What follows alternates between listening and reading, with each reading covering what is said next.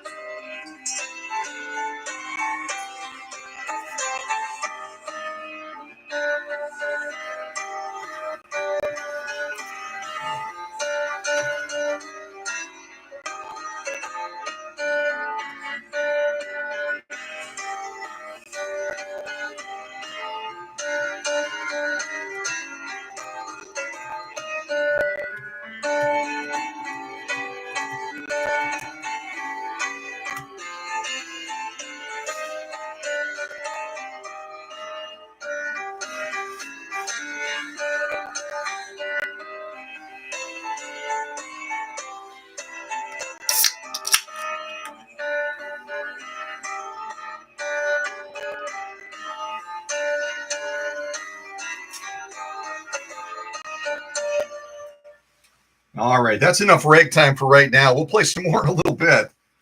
Well, again, welcome to everyone. As we're pulling off an evening live stream, Emma is busy during the day, sometimes working, and so she said it would be great. It would be great if we could do a live stream to recognize Gracie, Jane's machine, her go-to quilting machine, in the evening. What do you think? I said, of course, we'll make it happen. So I appreciate everyone that's come out. I don't know how big the audience is so far, but we'll probably have some other folks pop in as well. It's off the beaten trail as far as times, but you know what? People want to get together with the family, don't they? So they'll make time and join us, I'm sure, in a little bit. So a little bit about this machine. Let me see if I can show you a quick little shot of the front of this machine if you haven't seen a 328K before. There she is. There's Gracie. So it has kind of a flat, almost a Godzilla hammered type look to it. And these machines came in two different colors. They came in the color that we see right here, and then they also came in kind of a greenish color that supposedly came out of Canada. We right away when we hear K, 328K, we assume that it was built in the United Kingdom. But where was this machine actually built? And I'll give you a hint. It's more than one country that had their hands in the pie of making this beautiful machine that Jane calls her go-to machine. So what countries had a hand in building this machine? And does anyone remember when they built this machine by chance? Does anyone remember when they built this machine? When did they build this machine? I kind of move the camera over here a little bit if I can get away with it. There we go. And this other machine you can see down on the end over here, is a machine by Husqvarna Viking, but it's a very contemporary model. It's a 145, a Husky 145. Another one of these machines that went to a local sew and back in the Twin Cities area, and the customer was told, we can't fix that. There's no parts for it. Well, lo and behold, it didn't need any parts. It needed adjusting. It needed TLC, and it needed workshop magic. That was really the key. So let's see what y'all are saying so far. And while y'all are saying that, I'll put on a little bit more ragtime. I'm loving this ragtime. I just am.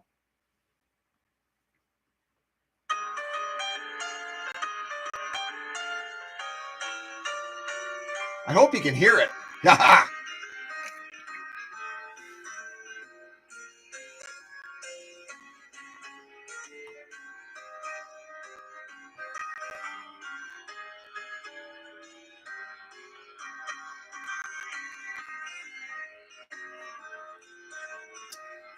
All right, I'll pause it real quick. Otherwise, I'll have to shout over the music. So Susie was first in the classroom this evening. I know that there's been a little bit of competition, folks trying to beat Susie into the classroom, but she won tonight. And then right on her heels was Tim from the great state of Wisconsin, Thorpe, Wisconsin. Tim and Teresa, the mega team out of Wisconsin that take care of the family during these live streams, along with the other leadership team members. Also, we have, of course, Emma. And Emma is, again, the one that had a hand in getting this machine to the workshop for her friend Gracie, for her friend Jane, to get Gracie to the workshop. I'm going to get all the names straight before the end of the live stream, probably. I probably will. Also, hello to Teresa. I've already said hello to Teresa, but hello to Teresa again from Thorpe, Wisconsin. Great to have her here as well. And Candido from the great state of New York. Good to have Candido here. And I'll show you real quick. I don't know if we'll open it, but Candido has been working on a secret mission. And yes, I have Candido's address blocked out here, but Candido's been working on a secret mission for Rachel. And it's a white, I think it's a white rotary, right, Candido? I think I have that right. It's a white rotary, and he's been doing all kinds of great restorative type work on the machine. And as a backup plan, he mailed me one of the motors for the machine so that we can give this motor a little bit of workshop magic. So maybe at the next live stream on Tuesday, I'll open up this box from Candido. We'll take a look at the motor, and we'll see what we have to work with. So I don't think I'll do it right now because we're going to have a lot of stuff going on during this live stream. So hello to Candido and Rachel. Let's see who else we have. Scrolling.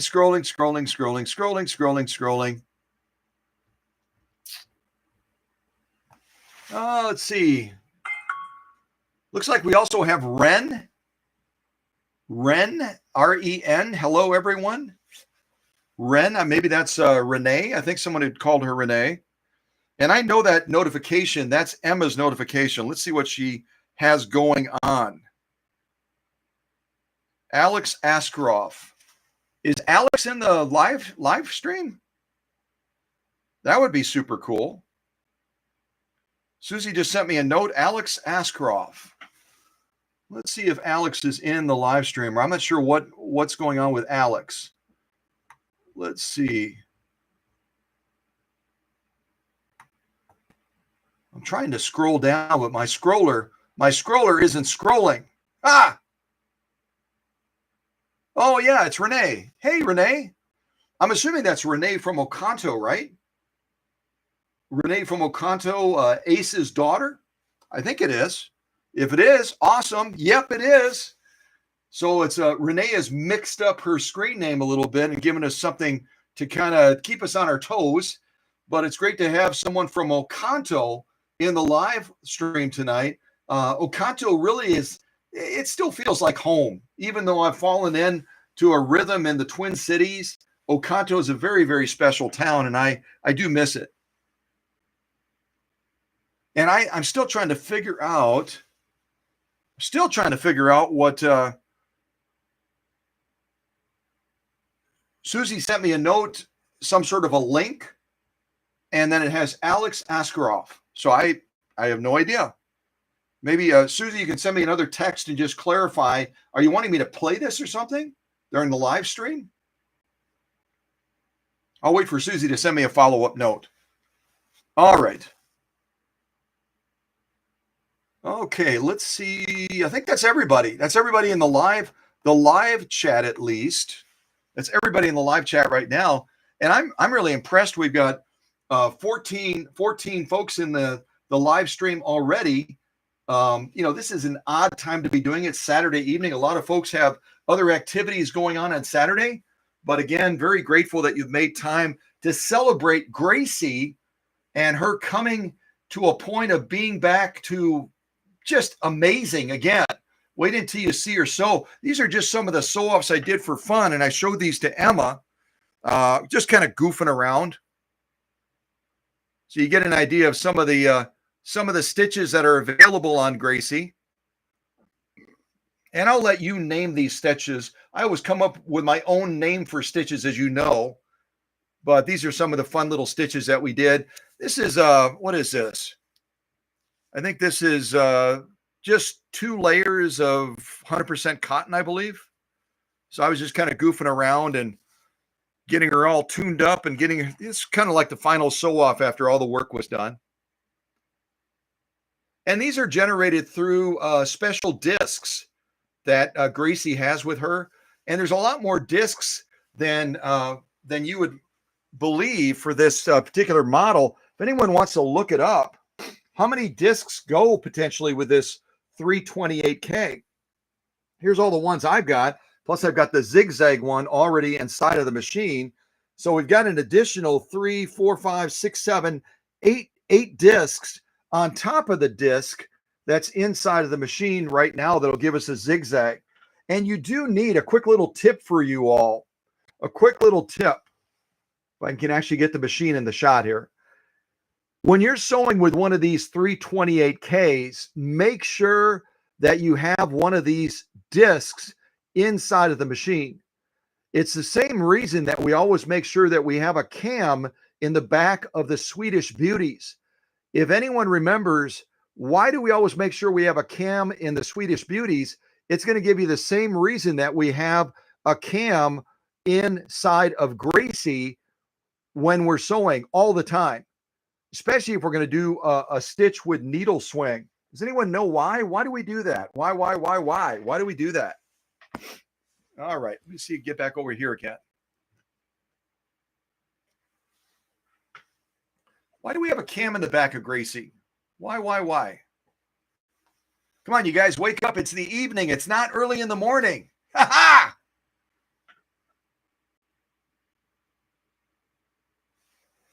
All right. Well, you all are contemplating, why do we have one of these little doodads in Gracie, no matter what kind of stitch we're doing? It doesn't have to be a zigzag.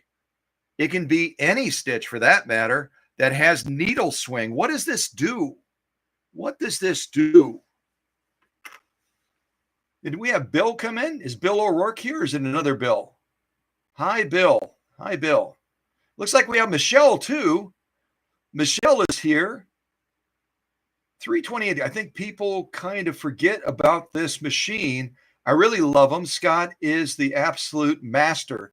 Well, how nice of you to say that. And Michelle, I believe we haven't seen Michelle for a little while, but Michelle is also from Minnesota, if I remember correctly. Am I right, Michelle? You're from Minnesota also, and I am temporarily in Minnesota right now. So I haven't put on purple yet, but I'm getting really, really, really, really close to putting purple on. And I hope Renee doesn't tell anyone back in Oconto, because the folks back in Oconto are diehard Packer fans, most of them, almost all of them. So if they hear that Scott's putting on purple, yeah, they might track me down in Minnesota. Renee said she's going to tell. Yeah. I don't have any purple on, see? No purple.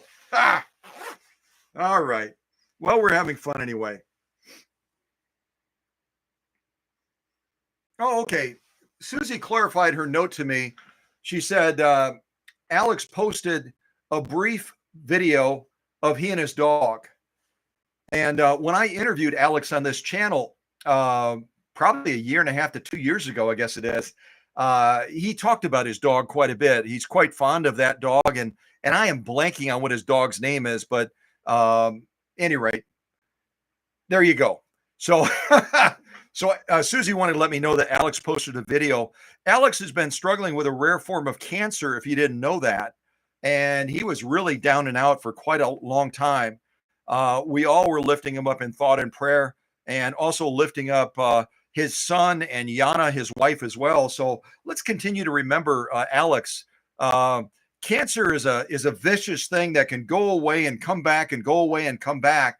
And we want Alex to stay well. I think he's working on another book now, and I'll have to maybe do another interview with him if he's feeling up to it. We can talk a little bit more with him about the journey that he's had recently, and also what he sees the future looking like. I know he's trying to involve his son Tom quite a bit more with the business. So yeah, remember Alex and Yana over in the UK, and then we'll be getting into this machine in just a little bit. Just going to check for any other notes before I jump ahead here. Also, get some quick feedback. The last live stream we did,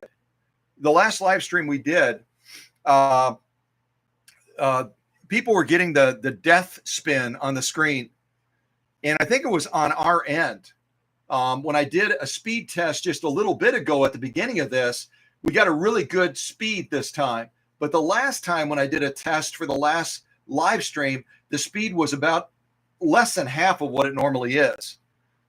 So hopefully, everybody's getting some good video and some good audio tonight. Hopefully. Let's see. Do a couple of quick little checks. And also you'll notice in the title that I posted, I referred to Gracie as kind of a buddy and friend. And that's the way most quilters feel. Most quilters feel an affection for that machine that they rely on so heavily to do quilting. And it looks like Michelle over in Minnesota, I'm in Minnesota, duh. It looks like Michelle is a strong proponent of the 328K. Oh, yeah. Okay. And Emma just sent me a quick note saying to remind all of you that Emma is going to be the mouthpiece. She's going to be the intermediary for Jane. Jane is with Emma right now. Jane, the owner of this 328K, affectionately named Gracie, is with Emma. So if you have any questions for Jane about Gracie, just shoot them towards Emma or post them in the live chat, and then Emma will respond on behalf of Jane. But Jane and Emma are side by side right now. And so, if you want to talk to those ladies, you can talk to both of them at the same time, which is pretty doggone cool, I think.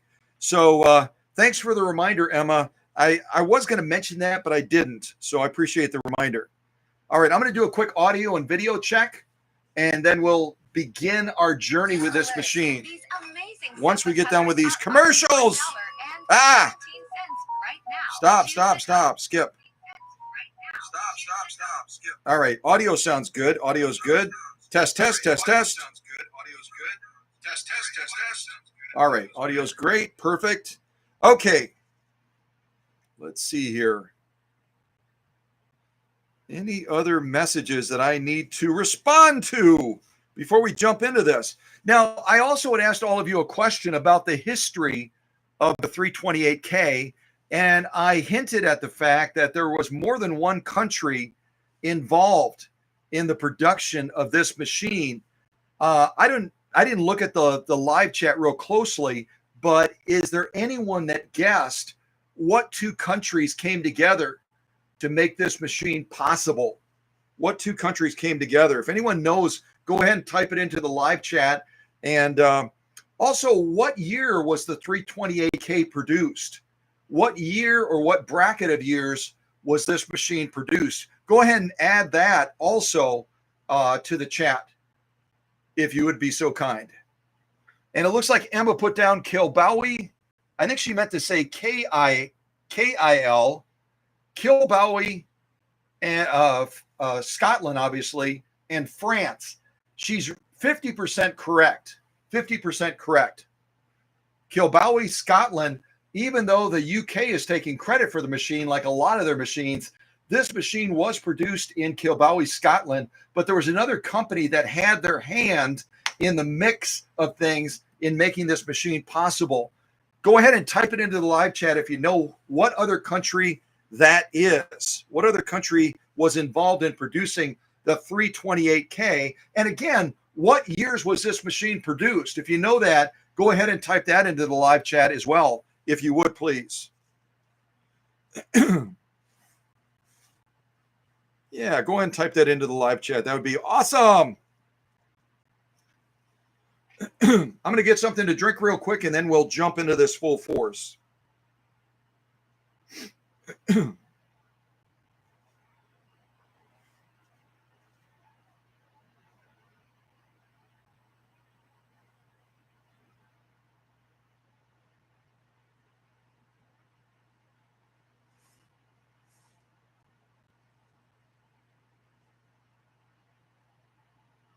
We are still live right now. I'm just quickly trying to get something to drink. My voice has been a little crackly today, and I've been on the phone with folks all day from the Twin Cities and around the country answering questions and that. So I think I stressed my voice just a little bit.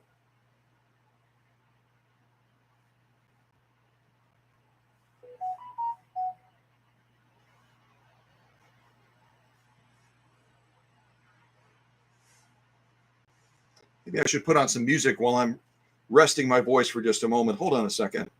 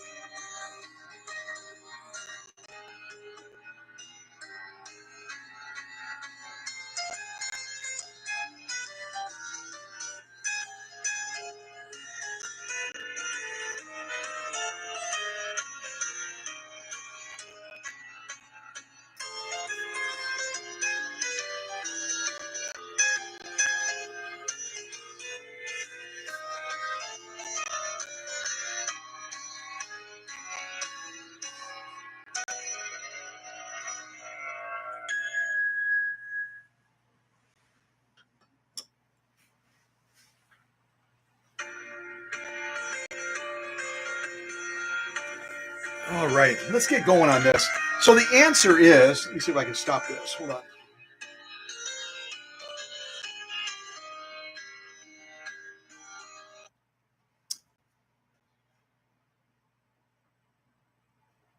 Okay, got it stopped. So the answer is, and I'll look and see if anybody nailed it.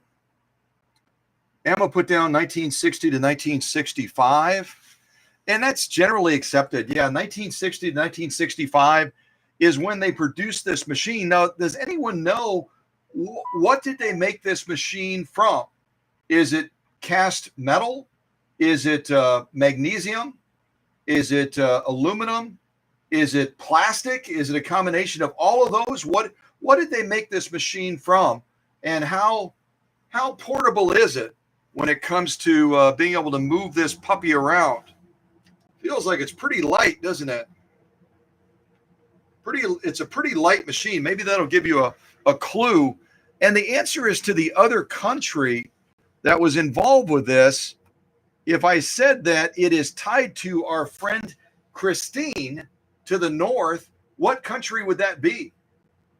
What country would that be? Yeah, Aaron and Candido are both right. This machine is made primarily out of aluminum. Primarily made out of aluminum. So, yeah, it's a really, really nice machine to move around. It's not heavy, not cumbersome. It's got a lot of portability. Yeah, Susie just nailed it. The partnership or the involvement in making this 328K possible came by way of Kilbowie, Scotland, and Canada. Canada would finish a lot of machines that would come out of Scotland, and usually they were involved in working on putting the motor into the machine. They would produce the motors up in Canada around St. John, and then they would go ahead and put them into the finished machine that came from Scotland, and then it would be distributed from there. So we had two countries involved in producing this machine, Scotland and Canada as well. Scotland and Canada. Let's see. I wanted to mention one other thing. This was also known by a different name. Does anyone remember the name that this machine was known by? It has to do with how someone dresses, kind of has that feeling to it. They're blank as far as their choice of attire. I'm probably not doing well in giving you a clue, but any rate, it's also known. Actually, I'll type it into the chat. And someone might actually beat me to it because you guys are super duper smart. You're super duper duper smart, and you might get it before I can type it in. Ha ha! Emma beat me. Ha ha! Well done. Yes, the Style-O-Matic. The Style-O-Matic. And Aaron Allen from Vermont also had a great response in saying Spartan, because it does have that mighty feeling to it. But the Spartan, again, is going to be a 192K, not a 328K. So the 328 was a unique model built from around 1960 to 1965. And as Emma just typed, also known as the Style-O-Matic. It's kind of a fun name, huh?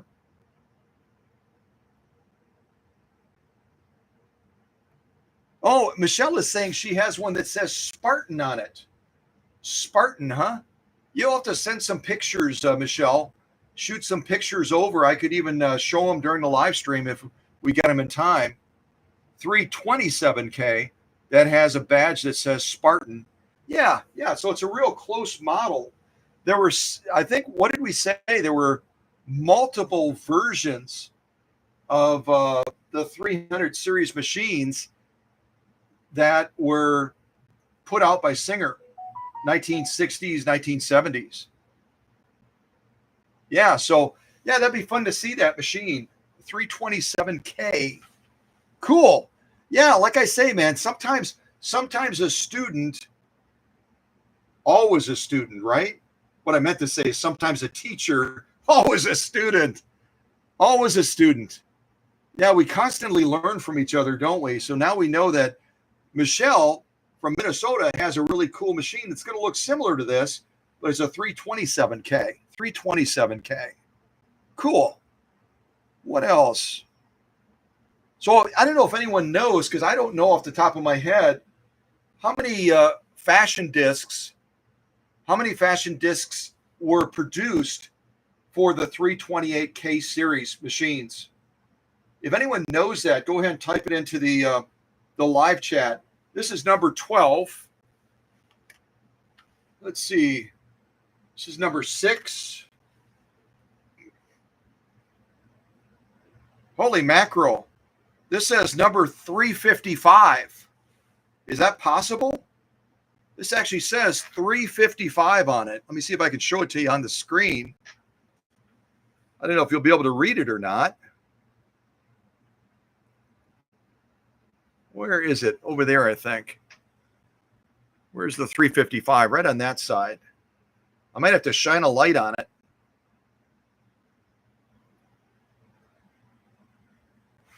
Maybe I'll have to put a light on this thing so we can see it. Let's see. Can you see that? Now, are we to believe that there were over 300 fashion discs made for this machine? I doubt that. but it is intriguing to see that this particular fashion disc that Emma sent with Gracie is number 355, 355.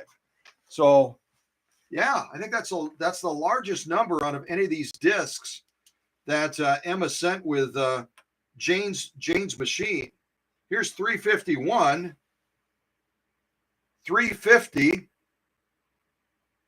27, number 5, and then I've got the zigzag one in the machine already, and I don't remember what number that is. I think it's number 1 if I remember right. I believe it's number 1. So we've got number 1 fashion disc in the machine. 209. What's 209? Are there 209 of them? I wonder why they, yeah, I have no idea. At any rate, if anyone is able to do some sleuth work and figure out how many fashion discs there were made for the 300 series singers that look similar to this, I'd love to learn that. I'd love to know that because I don't know off the top of my head. I think I just got a text message. Hold on just a second. I think I got a text message. This is from Emma. Let's see.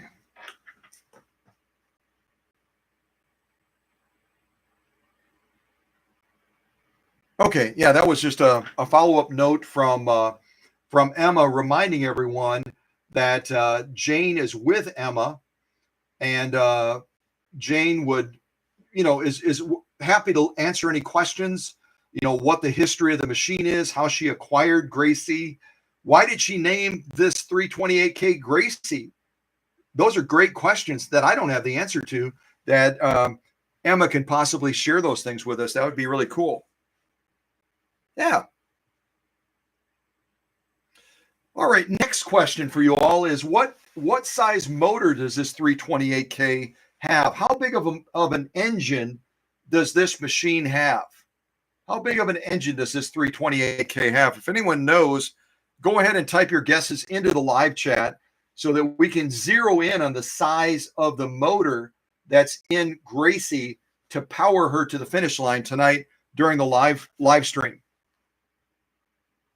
And it looks like Aaron just sent a picture, a photo of her Spartan, which traditionally is known as a 192K, but she might have a different flavor of it. Maybe she sent it to Susie. I don't know who she sent Michelle, who did you send the picture to? To Susie or to me? At any rate, if someone got a picture, if someone got a picture of Michelle's Spartan version, that's going to look a lot different than what we're used to seeing. Most of the Spartans that we see on this channel are almost a mirror image of the 9999K. They're a 3/4 size machine, but I'm guessing that Michelle's 327K, that's branded Spartan, is going to be a full size machine. I'm guessing. Oh, I'm totally lost. Ha! So let's see. Michelle. Aaron has the Spartan. Duh. Okay. Number to text photo. Oh, you can text the photo, Aaron, to 920.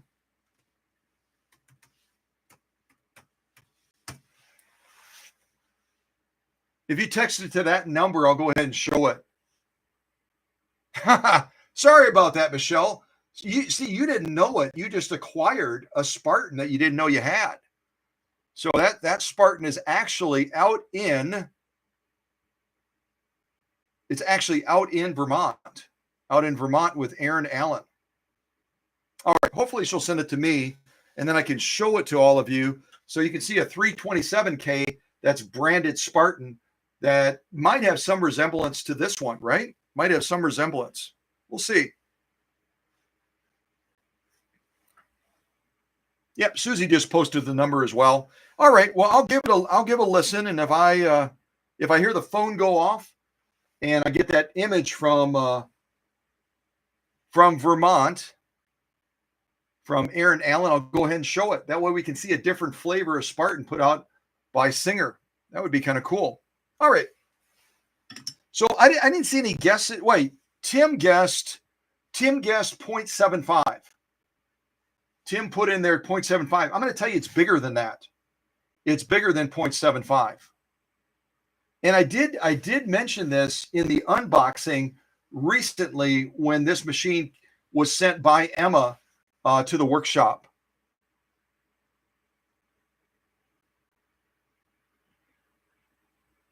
And Teresa's looking at a manual for the 328 machine.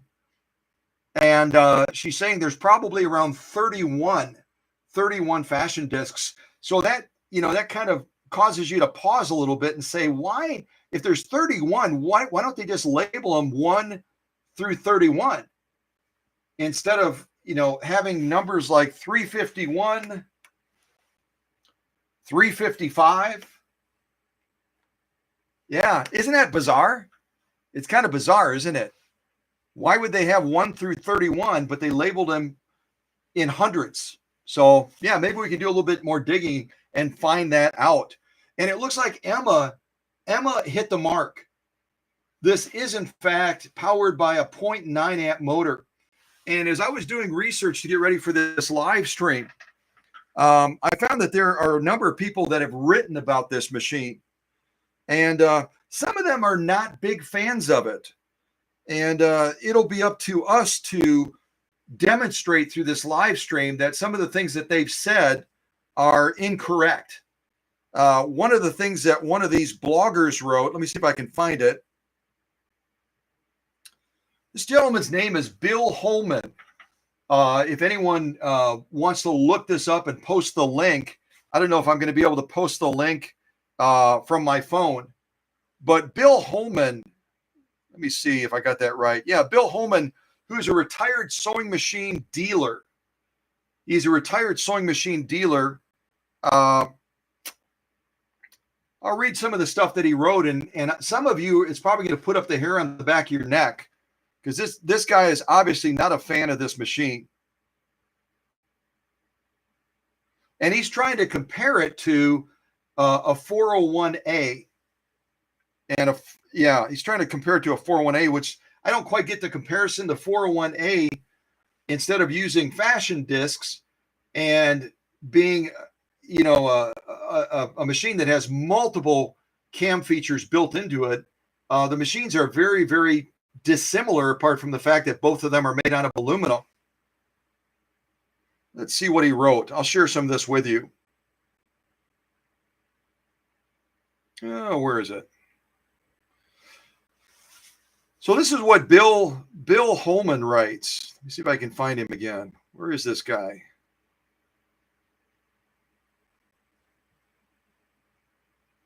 Okay, I'm scrolling back now. I was scrolled too far down. So Bill Holman, retired sewing machine dealer and host of several groups, blah, blah, blah, blah, blah, blah, blah. He posted his personal opinion of the 328K along with similar machines in a document included in group files, blah, blah, blah. And then the person that rewrote this, which is Dan Hopgood, Hopgood, Dan Hopgood. I'll just show you on the screen here. Dan Hopgood. Let's see. I quote, if you compare a 328, 327, which is the machine that's our friend out of Vermont is going to send us pictures of, and then also the 329 or a stylist with the average sewing machine, they don't come out all that bad. But I was working for Singer when they came out and comparing them with machines like the 201, 301, 401, and using these as a basis of a comparison, they stunk.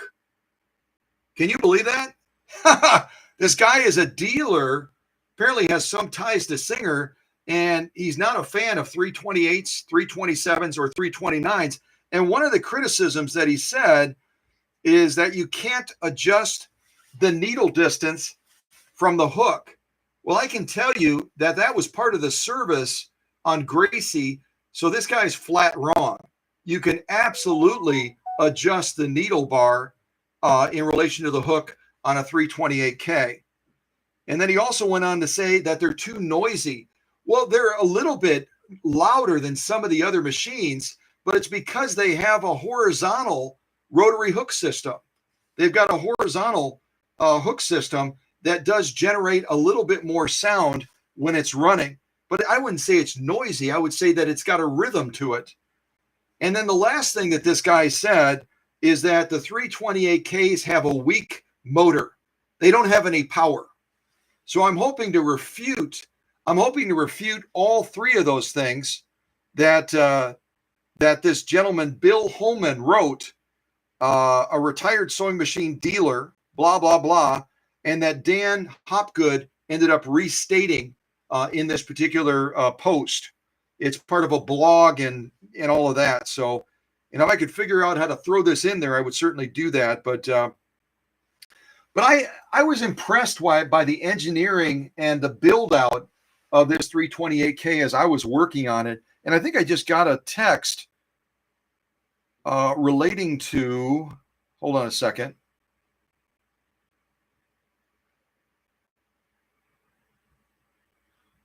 Okay, so this is, let me see if I can pull it up here. This is Aaron Allen out of Vermont. Let me see if I can expand this photo. I'm also gonna have to put my finger over the top to cover her phone number. Let me see if I can do this without goofing up too badly.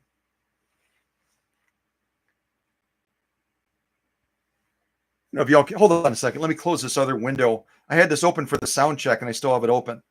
Okay, so let me do this. Let me see if I can cover her number. Oops, I just messed up. Hold on. Okay, I'm gonna try to cover her number and then show this to you as best as I can. So this is the 327K. The 327K, which shares quite a few attributes with the 328K. If you can see that, it's a little dark. It's a little dark, but hopefully you can catch at least a glimpse of what Aaron Allen's machine out in Vermont looks like.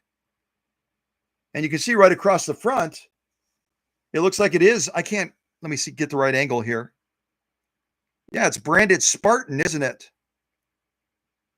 It's branded Spartan. So I wonder what's up with that, because the Spartan has always been the 192K, and now they're labeling this 327K a Spartan as well. So that creates just a little bit of confusion, doesn't it? Creates just a little bit of confusion. But I want to thank Aaron for sending that so we could at least try to get a little bit of a look at it, and just get an impression about what Singer was thinking. Why would they label it Spartan? If anyone knows, type it into the live chat. If anyone knows why they took a full-size 327K and they labeled it a Spartan, like a 192K, I'd be curious to know what your thoughts are on that. And the 327, Aaron is sharing, is only strictly a straight or a zigzag. So it's not going to be one that takes the fashion discs that Teresa said they had about 33 or so of these fashion discs that would have been designed for this 300 series Singer. Yeah. So who knows? Who knows? It's a bit of a mystery. And Aaron also wrote, sometimes this machine also has, I was trying to read what she had there.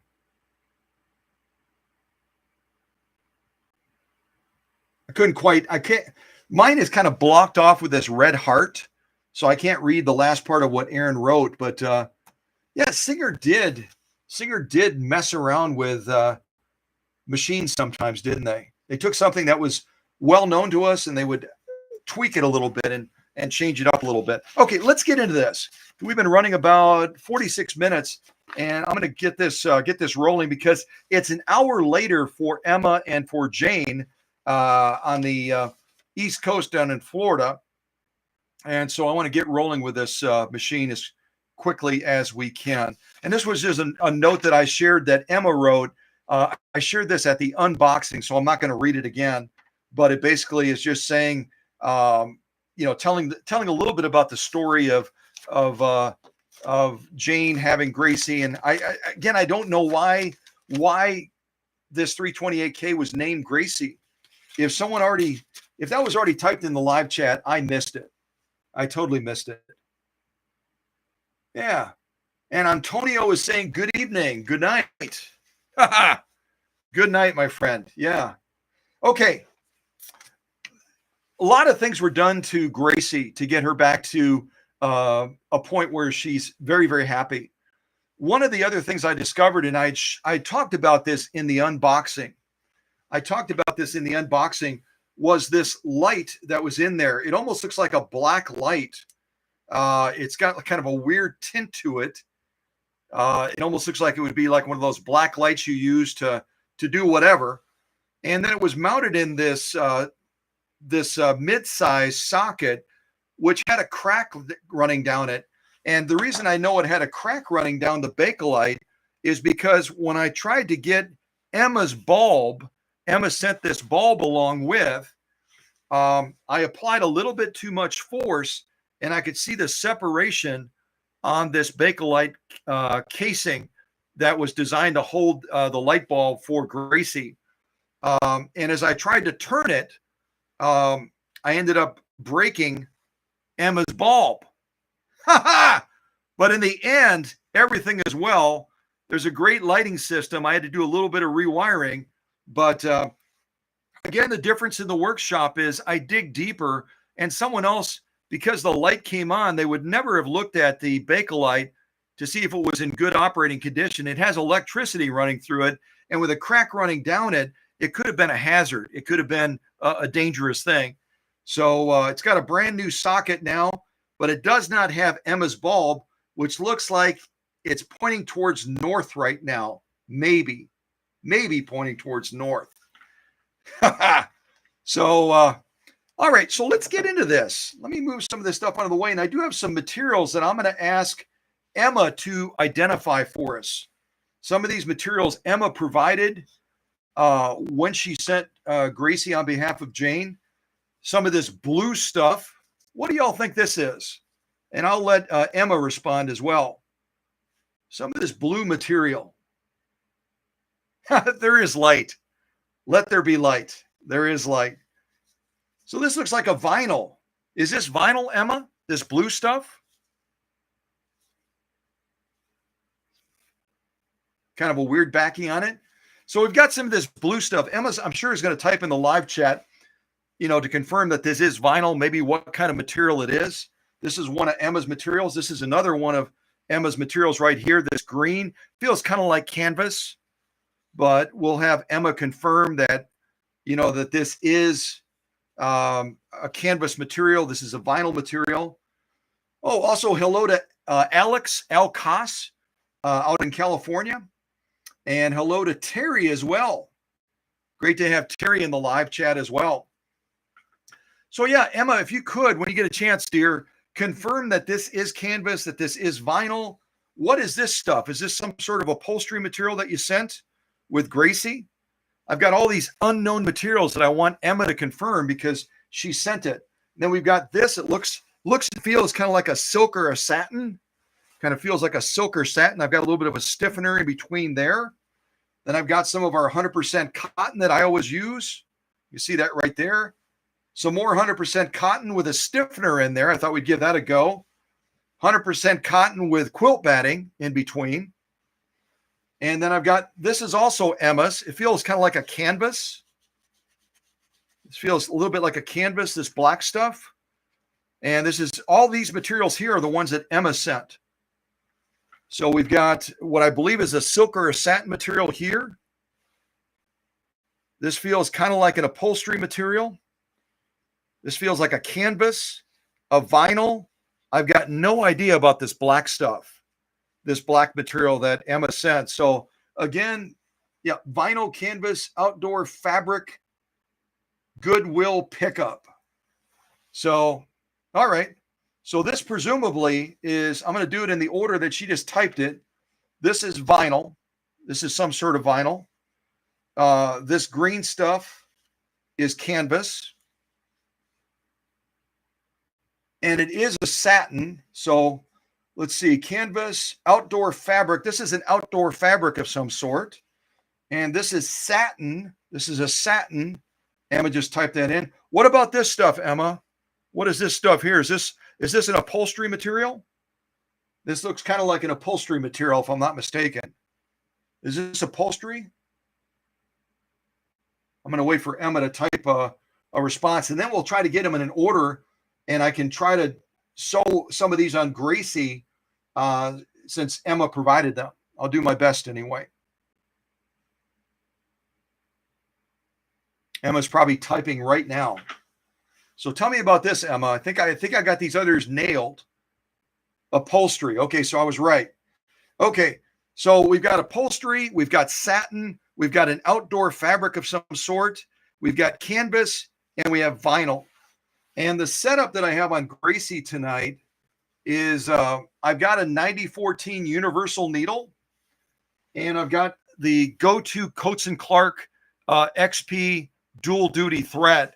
So some of these materials might pose a little bit of a challenge to Gracie, but I do want to, as I had shared earlier, I do want to refute what this person wrote in critical review of 328s. One, they're too loud, they're weak, and what was the third one? I read the third one to y'all. I don't remember what the third one was now.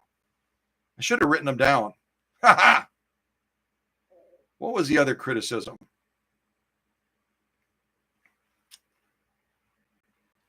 I'm going to have somebody type them in there so we can refute all of these. The 28s, these 28s are really strong. They can handle a lot. It's good to hear Terry say that, because this person that has a pretty popular blog was arguing exactly the opposite. They were arguing exactly the opposite. I think I just found it again. Let's see here. You know what I might do is I might see if I can text. Let me see if I can text this link to this article. I'll see if I can text the link to this article. Why don't I send it to Emma? I'll send it to Emma and to Jane down in Florida. And then if they want to post it in the live chat, they can do that. You can see what this person wrote. And the person that was reviewing it, they did challenge some of the things that they said, but they kind of played nice. I would have just slammed the guy and said, you don't know, you were working as a singer dealer, but you obviously don't know your product, because these machines are made incredibly well. I'll shoot it over to Emma, and then maybe Emma and Jane can post it in the live chat. That would be cool. I'll send that link over for this article, this blog. See if I can do this. Okay, I just sent it to Emma. If Emma wants to share it in the live chat, she can do that. And then all of you can take a peek at it and read some of the comments that this person wrote in reference to the 300 series. They were critical of the 327, the 328, and I think there was one other model as well that that this Bill Holman was critical of. And yeah, you're not able to adjust the needle distance to the hook. That was the other thing, which is absolutely incorrect. Too noisy, too weak. So adjustment issues as a technician, and then the noisiness and the weakness of the motor. So I'll have Emma post that. And then Terry wrote something about believing that the machine is manufactured in Great Britain. It was actually manufactured, Terry, if you're referring to this one. Let's see, if you're referring to the 328K, it was actually produced in Kilbowie, Scotland, and then it was finished in Canada. It was actually finished in Canada. Okay, thanks, Susie. Thanks for typing those. Our goal during this live stream will be to refute all three of those. Well, I can't show you the needle bar adjustment right now. It's already been done. But just take my word. You can adjust the needle bar. You can adjust the presser foot height on this. You can adjust the feed dogs on this as far as the height in relation to the throat plate cover, etc. So I don't know. This guy was probably good at selling machines, but I don't think he spent much time actually working on them, and spent even less time, using them is what I wanted to say. Actually, less time using them. Yeah. Okay. So let's get into this. Let's get into this. Now, what do I want to start with? I think I'm going to, oh, and Emma also sent some of this nifty little stiffener stuff. I think I'd like to try a stitch off using this stiffener as well.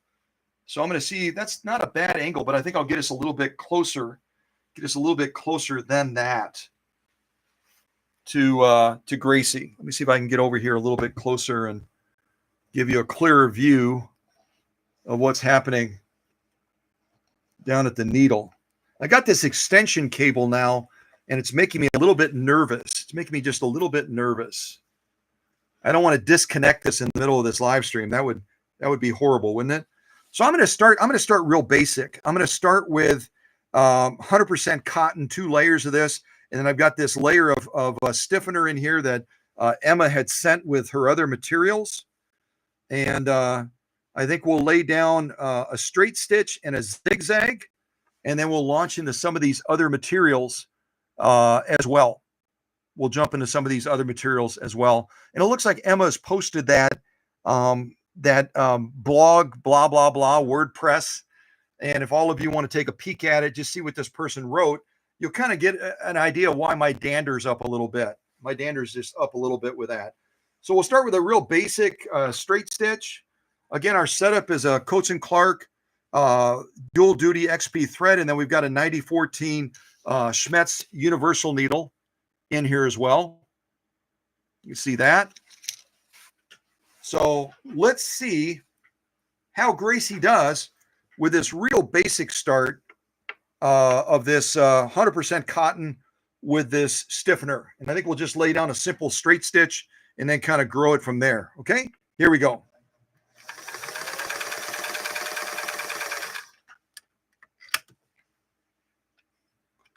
Now we'll lay down a zigzag next to that, since we've got our zigzag cam in there right now.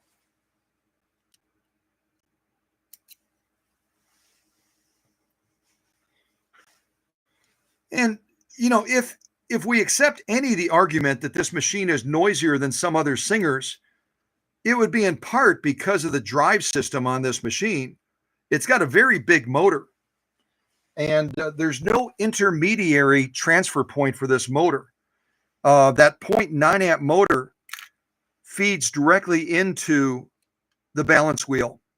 There's no bobbin winding intermediary like on the Swedish machines. There just isn't. And so, you know, when it comes to that power, I mean, that big of a motor pushing that power directly to the balance wheel, you might get a little bit more sound, but I certainly don't think it's noisy at all. So let's lay down a zigzag now next to that straight stitch. And I'm just going to narrow that zigzag just a little bit. I've got the zigzag on the widest setting. You see the straight stitching we just laid down.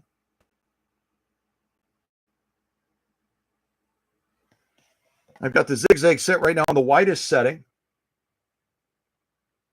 But I am going to make it just a little bit more narrow than, I'm going to make it a little bit shorter than its width, just so we can get a little bit more of a zigzag look to it. Let's see here. Let's bring that in.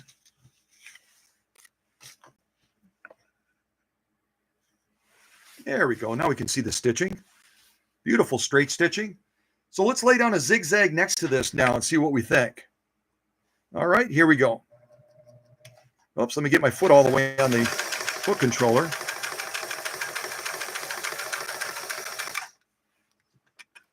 There's our zigzag. And again, the critical part, and I don't know if I ever gave you the answer to the question that I posed, but the reason it's absolutely critical, this camera is just doing some funky stuff here. The reason it's absolutely critical that you have one of these discs in the machine is because the disc helps to set the swing boundaries. It sets the swing boundaries of any of the stitches that require needle swing. So if you try to do a zigzag on this 328K and you don't have one of these in the machine, the needle is going to swing too far widthwise, and it's going to hit the needle plate. it's going to hit the throat plate opening. So it's critical if you're operating with one of these 328s that you get one of these fashion discs in there. Even if you're not going to be using the fashion disc, you got to have it in there to set the swing boundaries for any of the stitches that require needle swing. Okay, so be really careful with that. Otherwise, you're going to damage your throat plate opening, and you're going to break a lot of needles. You're going to break a lot of needles.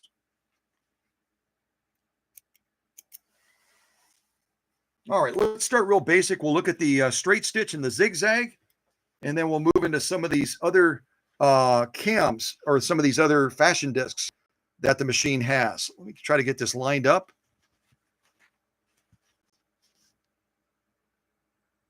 There we go.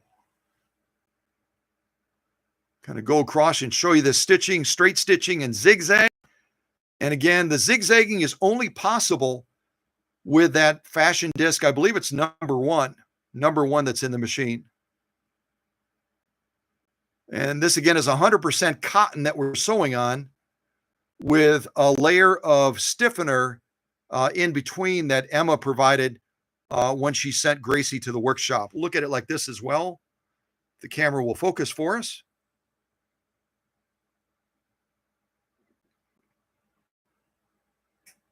Beautiful stitching, very, very nice stitching. Formation and the spacing, the integrity of the stitch is absolutely spot on. So some beautiful straight stitching, beautiful zigzag. Let's turn it around and look at the lock stitching. This is our lock stitching now on the back. Obviously, I didn't sew too straight, but you can kind of see it there, sort of, kind of. Go across and look at the straight stitch and the zigzagging. 100% cotton with a stiffener in between. Look at it like this as well. White thread does not show up well on stiffener, but you can kind of see it. You kind of can see it a little bit.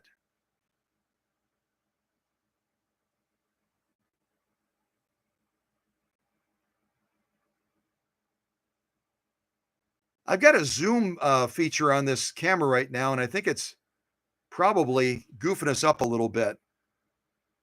But good looking straight stitching, good looking lock stitching as well. And that's our 100% cotton sew off with a stiffener. Now I'm curious to try, let's see here. Maybe we'll try some of this crazy vinyl that Emma sent. I did not test any vinyl before the live stream, so I'm not sure how this machine is going to do with this stuff. But we'll give it a try. We'll give this vinyl a try. And I don't think that Jane is going to be sewing a lot of vinyl. I think she's a quilter. And I think what Jane is going to be sewing most of is going to be something more like this, 100% cotton with quilt batting in it. Something like this, I think, is the type of sewing that Jane will most likely be doing on Gracie. In fact, I think I'll do that before I do the vinyl, since that's most likely going to be what Jane is doing with Gracie. All right, let me get that into position.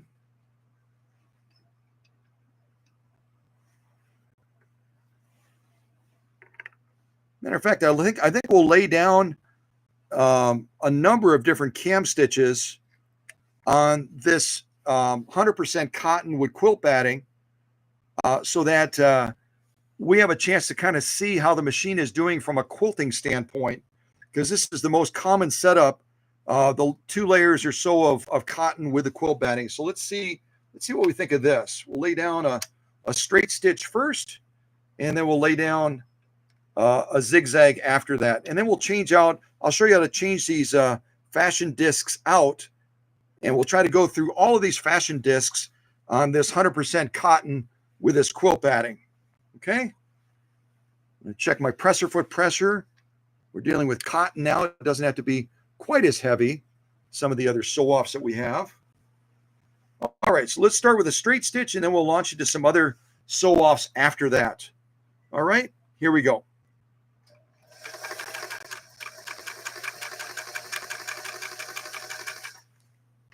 There's our straight stitch.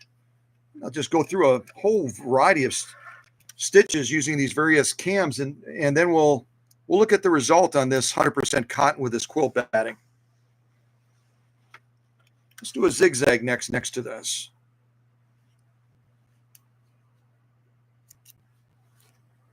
Time for a zigzag, I think.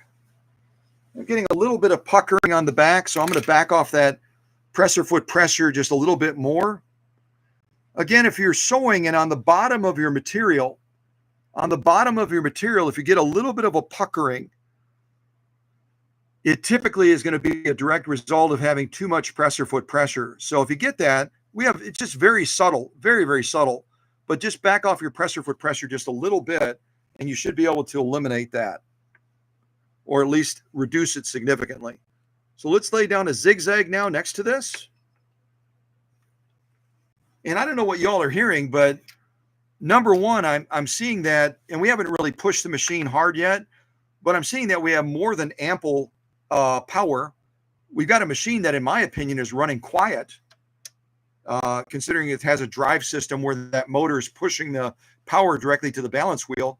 So I think we're already starting to refute two of the claims that this author of the blog posted. All right, let's do a zigzag now, and then we will launch into some of these other fashion discs. Let's see here. All right, now I got my foot on the foot controller.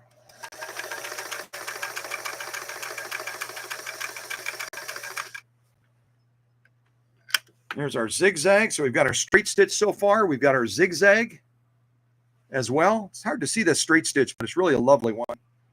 We'll look at all of these in just a little bit.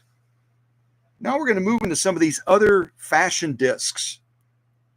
I want to demonstrate that so that if we run out of time, we've at least used all the fashion discs that Emma sent with Gracie to the workshop. At least we have a chance to try to put them into use. All right, so we got a straight zigzag to start us out. Show that to you just a little bit closer so you can get a glimpse of them. And then we'll move into these other fashion discs. Almost got it. There it is.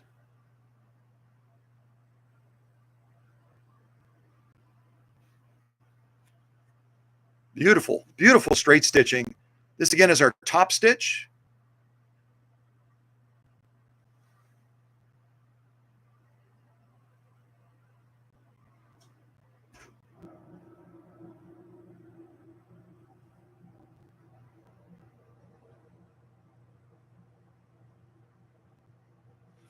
Our lock stitch.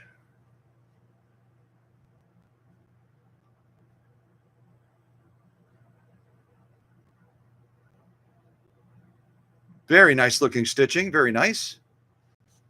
Show to you like this as well.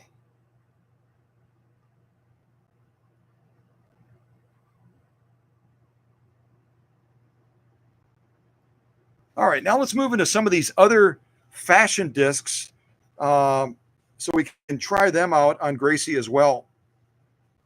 Got to figure out which way I had this orientated. I think I had it like that.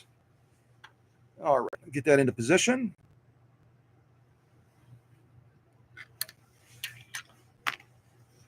So when you're gonna change a fashion disc on the 328K, it's a little bit cumbersome because you have to take the spool of thread off realistically, kind of set it down on the bed temporarily, and then you open up this little door here.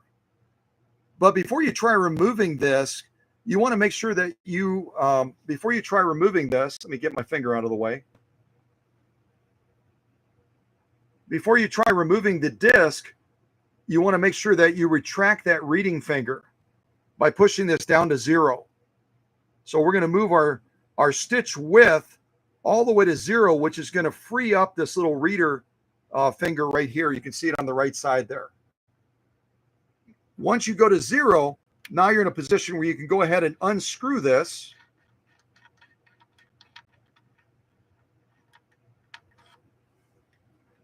You can see we've taken that out now.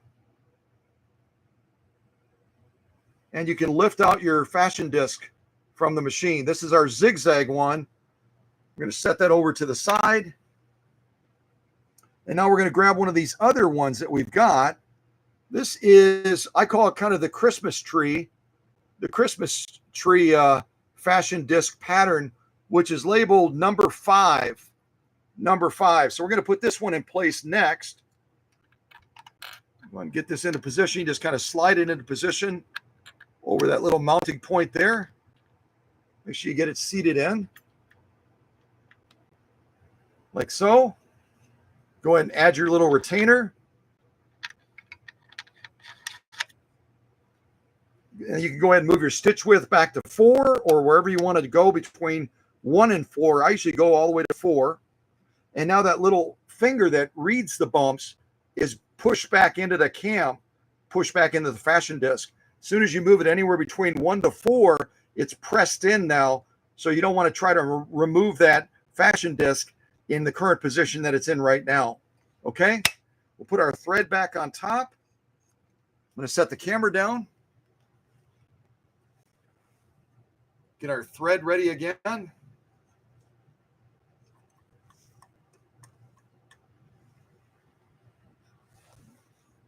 Angle that camera down. So we're going to be making little Christmas trees now. At least that's what I'm hoping we're going to make. Hopefully we're going to make Christmas trees. And one thing I'm going to tell you is when you're doing some of these more decorative patterns that are on these fashion discs, you want to adjust your stitch length down quite a ways. I would say almost to about 12 to 15 stitches per inch. You could even go further down than that. You could go all the way down to probably 20 stitches per inch in that realm, right around there.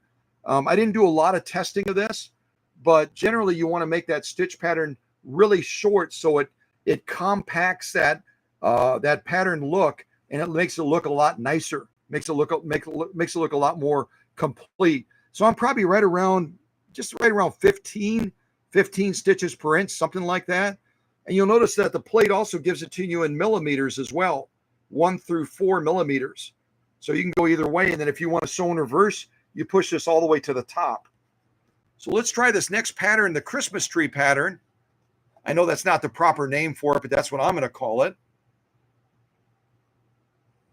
See if we can do this next pattern. We'll see if we can get through all of these fashion discs in this live stream. That would be super cool.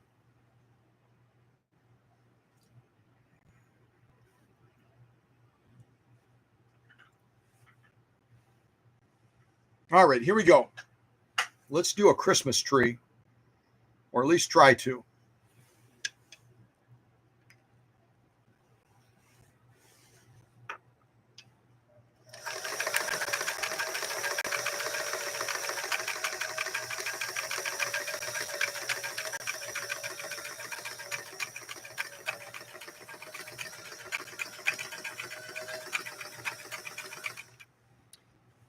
No, I didn't make these as compact as I could have.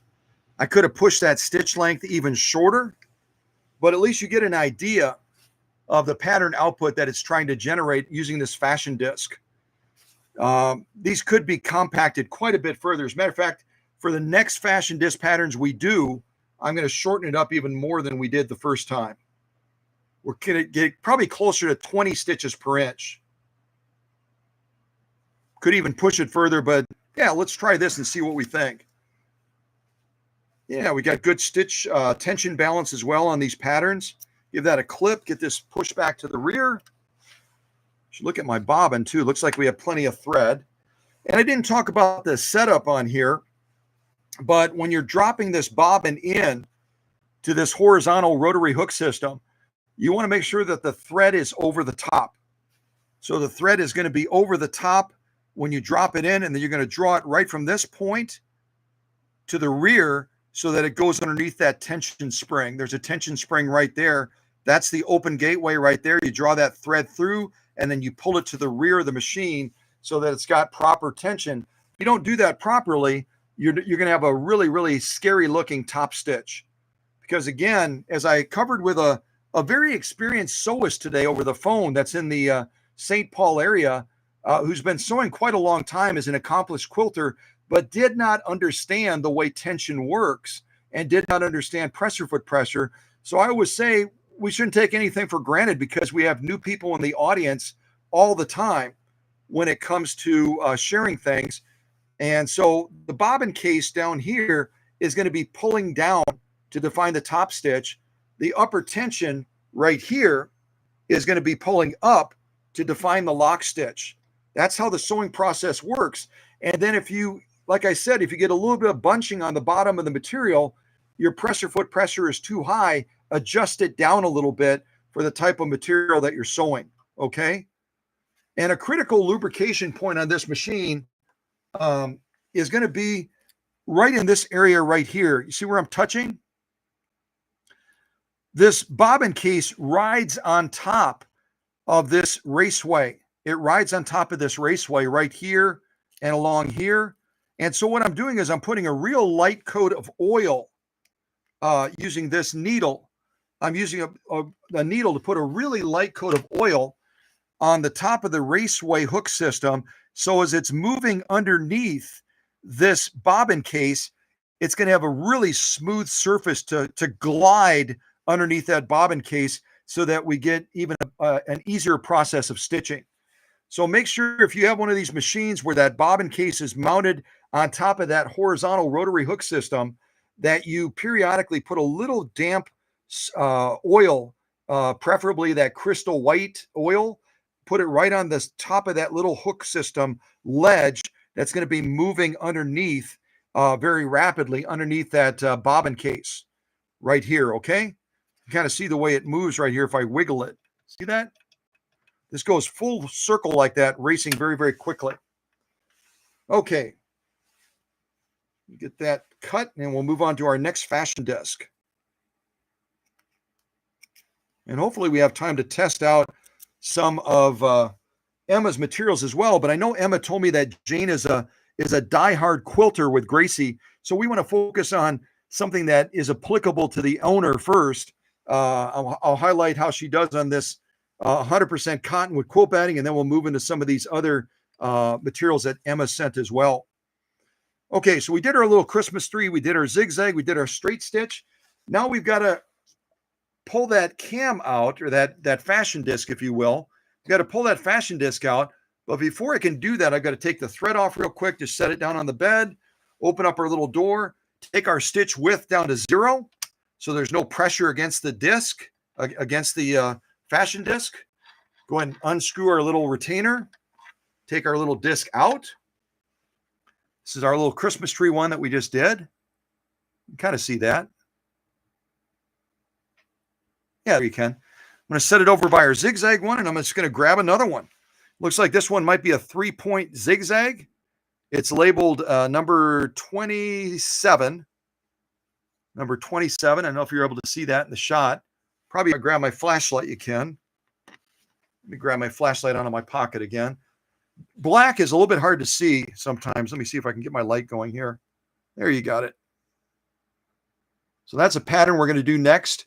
Number 27. And again, Teresa said there's around 30, 33 of these or something like that. So we're going to do pattern number 27 now. We'll see what we think of this one. Okay.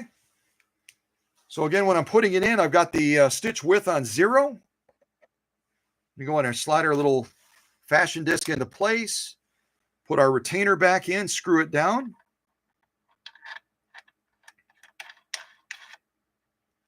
Close our little door, get our thread back up on top again.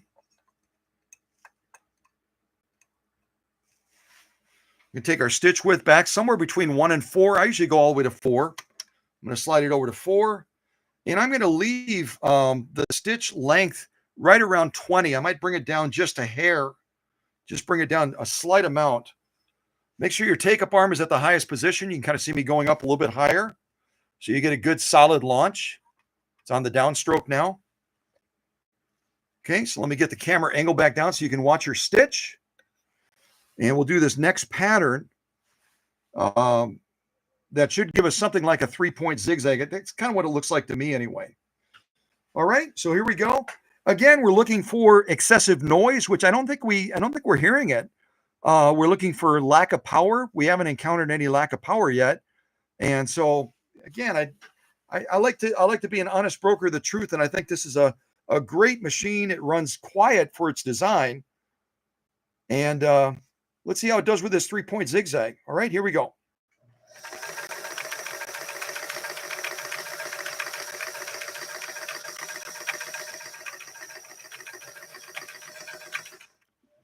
There we go.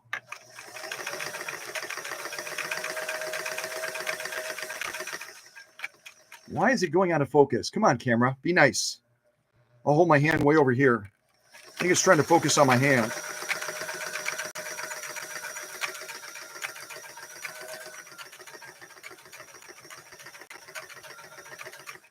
All right. I believe that's a 3-point zigzag, but I might be wrong. That's one we just did right there. Quite a lovely, lovely stitch.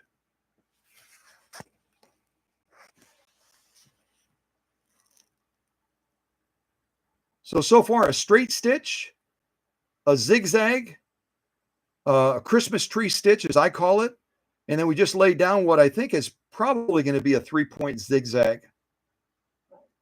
Beautiful, beautiful stitching. Really, really lovely. All right, let's move on to our next fashion disc. And again, I'm sewing on a 100% cotton with quilt batting, kind of like a quilter would use. And my understanding is that Jane is a very, very diehard quilter. She's quite passionate about it. And so we're kind of modeling our sew-offs off of what Jane might do. And then we'll move into some of the other fun materials that Emma sent. All right, let's get this into position. Presser foot is down. And now I'm going to go back again. And you'll get tired of this after a while, but they say repetition is the key to learning things, right? I want you to develop that muscle memory so you do it correctly and you don't accidentally damage your 328K. Because if you try pulling that fashion disc out without taking this down to 0, you're potentially going to damage that little reader finger that's pressed into it right now to read those bumps. So I'm going to take it down to 0 straight away. And whenever you move your stitch width or stitch length, it's pretty common sense, but what do they say? There's nothing common about common sense. Make sure your needle is always clear of the material before you do that. Because when you move your stitch width or your stitch length, what's going to happen is that needle is going to pivot a little bit and it'll potentially bend if it's into your material when you move it. All right, so I'm going to open this up. We're down on 0. I can go ahead and unscrew this and take our fashion disc out. And again, we just sewed on what's kind of looks like a 3-point zigzag fashion disc number 27. So I'm going to set that to the side and we'll grab another one. And this looks like it might be a blind hem stitch. This is going to be one of those odd ones that has a 3-digit number. I'll show it to you using my flashlight. This is the next one we're going to do. The camera can show that. You can see we have a 3-digit number stamped on it. And it looks like it's probably a form of blind hem stitch. What does that say, 350? I think that says 350. But that's the kind of the mystery. If there were only 33 of these, why do they have 3-digit numbers for them? It's kind of weird, isn't it? All right, so I'm going to go ahead and place this inside. This is going to be fashion disc 350. Kind of looks like it might be a blind hem stitch. We'll see what we see. Get it into place. Put our retainer back in to hold it in place.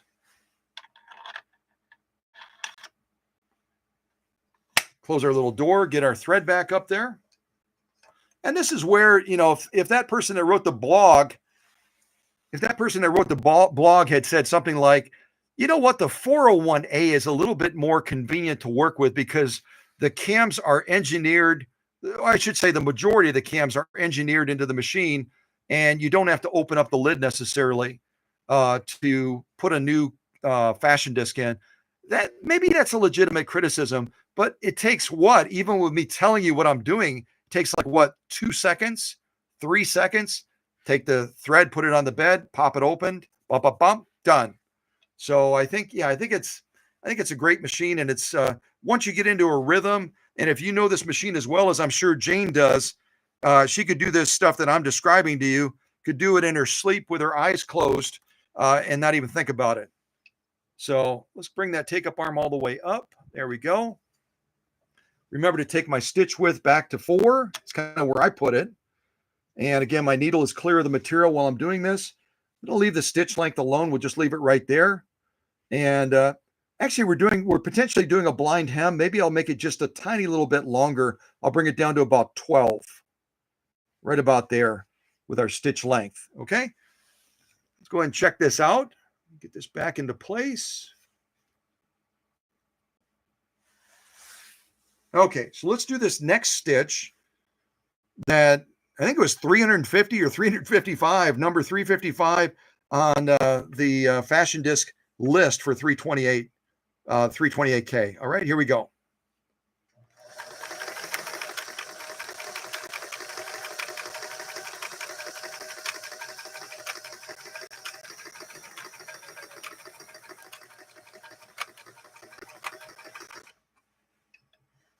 Yeah, that kind of looks like a stretch blind hem to me, but I may be wrong. Kind of looks like it might be a stretch blind hem. Really a lovely stitch. Look at the back as well. That's our lock stitching on the back. Yeah, very, very nice stitching. All right, let's go ahead and go to our next fashion disc. I want to try to get through all of these if I can. Emma went to the effort of sending them with Gracie, so we'll see if we can get through all of the fashion discs, and then we'll move into some of these other fun materials that Emma sent with Gracie. Give those a clip as well. Get our material back into place. And I didn't describe it to any of you, but when you set this needle, the needle is going to go with the flat side to the rear. Yeah, you can use pretty much any 15x1 needle in here. I've got the Schmetz 9014 needle. You could use an organ needle. You could use a Singer needle. I wouldn't use some of the newer Singer needles. They're not made very well. You could use one of the Hello Hobby needles. See how your 328 does with one of those needles being offered by Walmart primarily. So yeah, we got some beautiful stitching going on. Now I've got to go back to the drawing board. I'm going to adjust this back. Going to take our thread down real quick, set her on the bed. There we go. Open the little door. I'm going to move our stitch width down to 0 so that I'm not potentially going to damage that little reader finger. Once I move it down to 0, I can go ahead and unscrew our retainer. And I can remove that little fashion disc, which again, we just sewed on fashion disc 350. So I'm going to throw that to the side. We'll grab our next one. This is kind of an interesting one. This is going to be fashion disc number 2. I don't know if you can see that. I'll grab my little flashlight, kind of light up that dark surface on there. Yeah, that's our next pattern right there that we're going to do. I'll call that the mountain pattern. You might have a better name for it, but kind of looks like a little mountain to me, a mountain range. Yeah, let's do this one next. Get this into place. And the same thing, we get it into place, make sure it's seated in there properly. Let's make sure, yep, that's seated in there properly. Get our little retainer back in place to hold it into place. That edge might be up a little bit. Let me check that one more time. Okay, that's level. Get our little retainer into place. Close our door, get our thread back on top real quick. Now I'm going to take our stitch width back to 4. I'm going to leave our, let's see, this is a mountain range one. Let's make this a little shorter. We're at right around 12. I'm going to bring it closer back up to 20. And we'll try this pattern next. Let me adjust the camera back down. You can hear my throat's getting a little bit dry. Let me get something to drink real quick. And then we'll move on to this next fashion pattern. This next fashion pattern. Fashion disc. Excuse me. All right, let's do this one now. All right, just checking everything. Take-up arm is in the proper position. All right, let's do this one next. Should still be good on thread. Yep, we got lots of thread, it looks like. All right, here we go. Here's our next sew off. And I'm going to call this the mountain pattern. The mountain pattern. Here we go.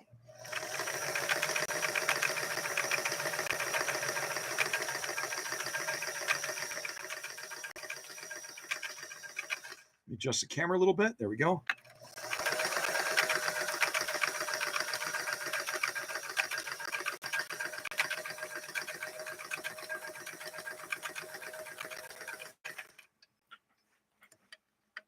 I don't think this is any louder than a Slant-O-Matic, and Slant-O-Matics, I think, are pretty doggone quiet machines. It's going to be real close. It's going to almost mimic this other one that we did. It's a little bit different. It's a little bit different, but it has some of the same characteristics. So when we just sewed to this one that I called a 3-point zigzag, but whatever you call them, they're beautiful stitches that Gracie is doing. And I think she's running strong. She's running quiet for her engineering design, where you're pushing all of that power directly to the balance wheel. It's going to create just a little bit more operating sound than a machine that has an intermediary like our Swedish machines and a lot of others, where it pushes the power from the motor to a middle point, and then it pushes it usually vertically up to the balance wheel. Those are going to be a little bit quieter because of that transfer exchange, where it meters out that power. Here, it's just raw power pushing from the motor straight up to the balance wheel. So I think she's running incredibly quiet for her engineering design. And again, if you joined us a little bit late, this machine was made from 1960 to about 1965. It's made out of aluminum primarily, and it was made in Kelbowie, Scotland, and then it was finished in Canada.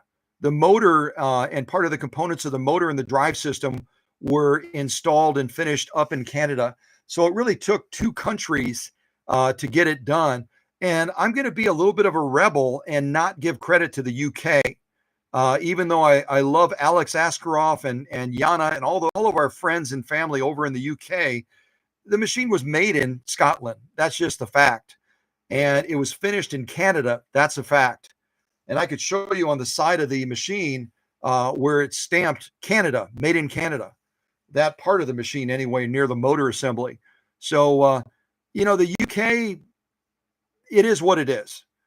Singer decided to give credit oftentimes on the inside of the pillar to our friends in the United Kingdom, but we want to be honest brokers of where the machines were made and pass along that truth to people in our circles so that they get it right. You know what I mean? We don't want to go around saying the 328K was made in the UK when it wasn't. That's just the truth. All right. Let's get this back into place, and we'll move on to our next fashion disc. And I have no idea what it's going to be. Let's get that into place right there. There we go. Get our take-up arm all the way up. And now we're going to go through the same rhythm and rhyme that we did before. Let's see here.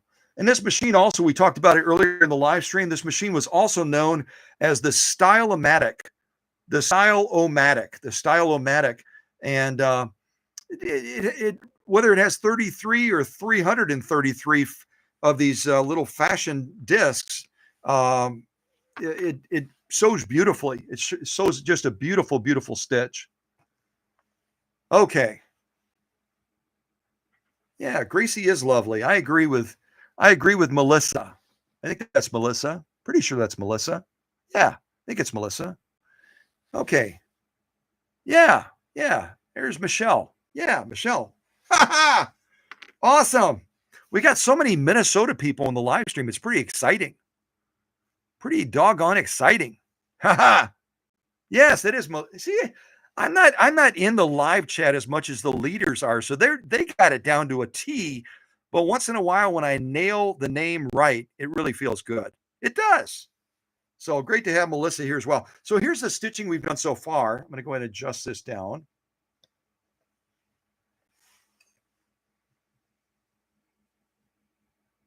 I just totally blanked on what did we just do? We just did the mountain stitch, right? I think we did mountain stitch. Yeah. Okay, let's try this next stitch, whatever it is. I'm just going to double check because I'm just totally blanking. What did I put in here? It's later in the evening. It's been a busy day. I see what it is. I see what it is. That looks almost like the other one we already did, doesn't it? That looks really, really close. All right, y'all help me out because I'm a little bit out of sorts doing this live stream in the evening. I'm not used to this. Did we already do this pattern? Can you see that? Did we already do that pattern?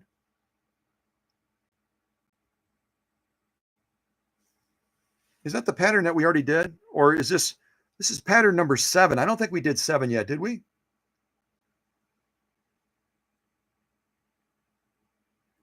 Did we do pattern number 7 yet? Y'all help me out. Did we do this one? I'm trying to remember because I thought we already did it. Pattern 7. We didn't do it. Okay, Emma said we didn't do it, so we're going to do it.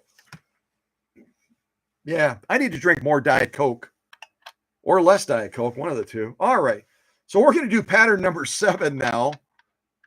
Good thing we don't have 300 fashion type discs, or I would be really lost, wouldn't I?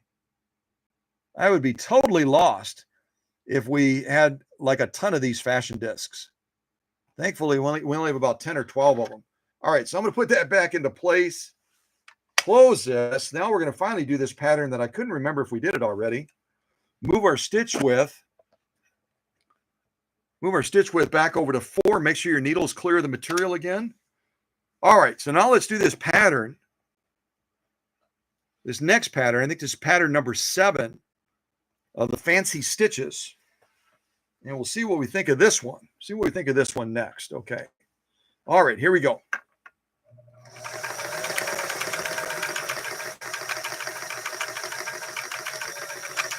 Adjust the camera a little bit. There we go.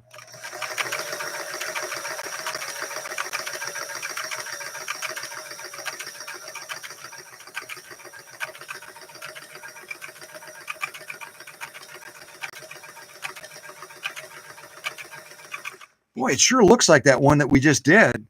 Maybe we already did that one, but you know, it doesn't hurt to do it twice. We got enough room. I think we have enough room. Yeah, I was questioning whether we did it already. It sure looks like it's the same pattern, doesn't it? It looks like it's exactly the same pattern we just did.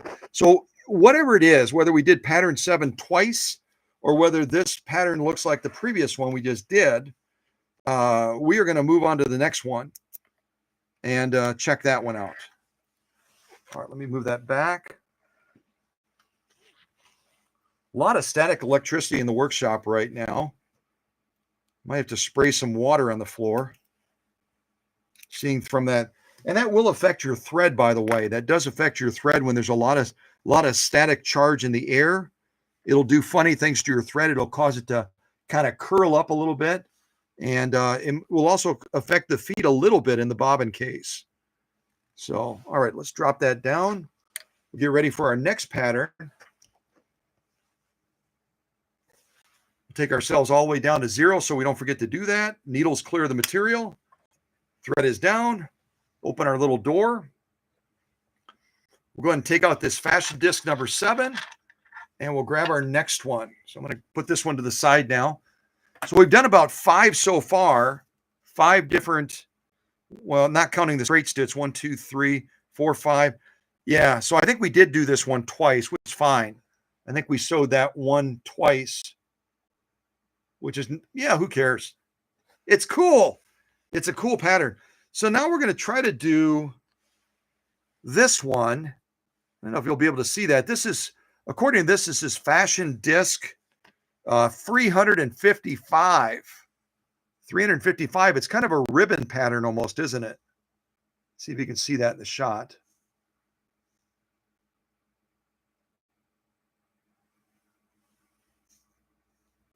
There it is. 355. All right, let's try this one now. See what we think of this. Pattern 355. Bingo! No, we're not playing bingo. We might be. All right, so I'm going to screw that back into place. Close our little door, put our thread back up. And you might be wondering, if you're curious, I feel like the thread feed coming off the top is better if you use this spool pin over here versus this spool pin over here. It's a little bit more direct line of sight with this thread guide that feeds down to the presser foot, excuse me, the upper tension discs. It feeds a little bit more evenly into there. So I'm using that one. Others might use this one. If this one works well for you, then use it. But for my purposes, at least, it looks like it's a little bit better line of sight. So I'm using that thread guide, or excuse me, that spool pen closest to the balance wheel. All right. All right. Oh, I almost forgot. Aha! Take our stitch width back to 4. All right. Now we're ready to try this ribbon type pattern. I think, maybe. Give it a try. See what we think of this one.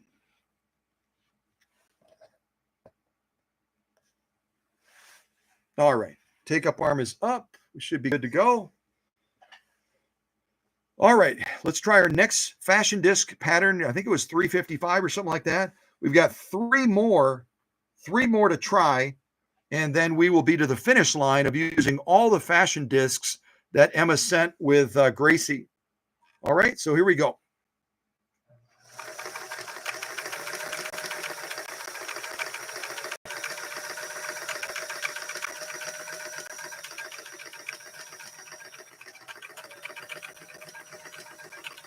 I could go faster, but I'm just choosing to run slow. I'll run this little track right from here to here with a little bit more power, and it's only a fraction of the power of what that 0.9 amp motor can put out.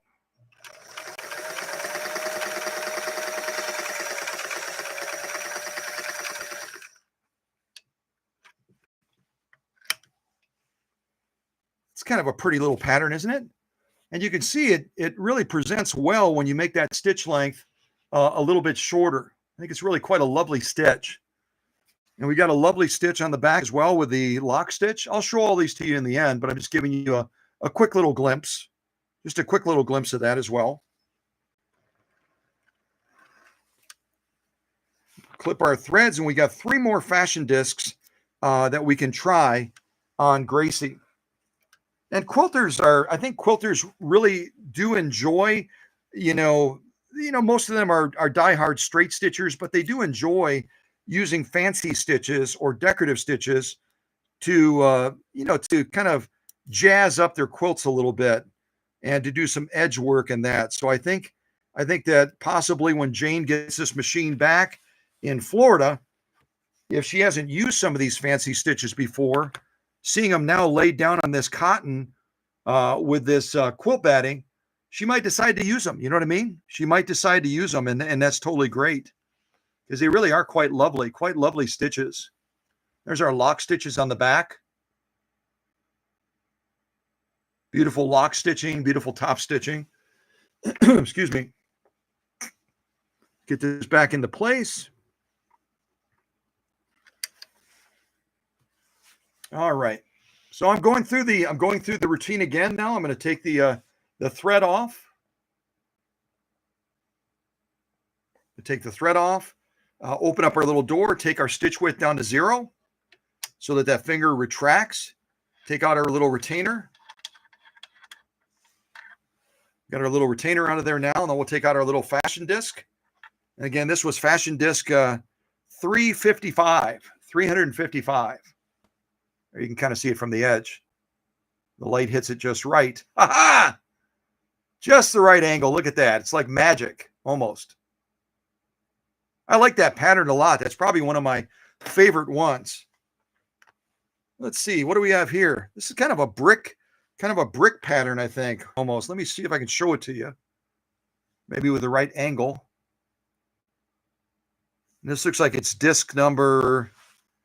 You can probably see it on the screen. What is that? Disc number 6? Either 6 or 9.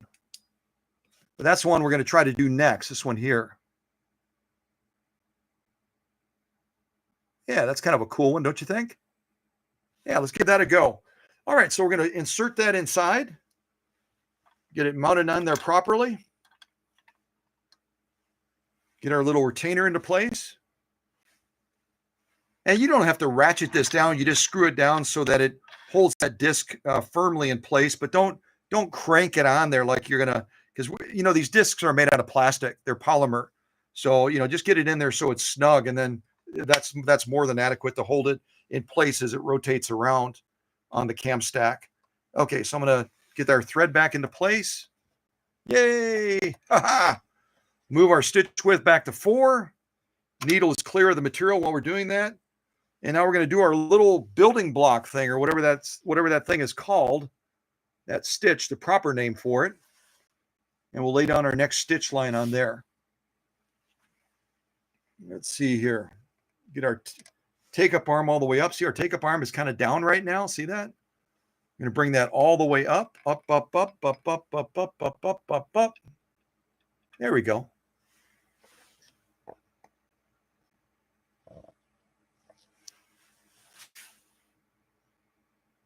Yeah, I'm going to have to change the settings on the camera again.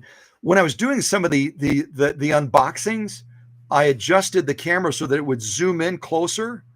And now it's kind of goofing with it going out of focus when it's close in. So I'll have to, somebody send me a text and remind me to adjust the camera settings again.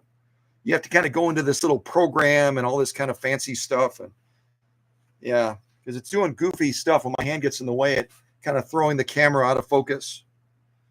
All right, let's do this next one. See what we think of this building block type pattern. It's kind of cool looking. All right, here we go.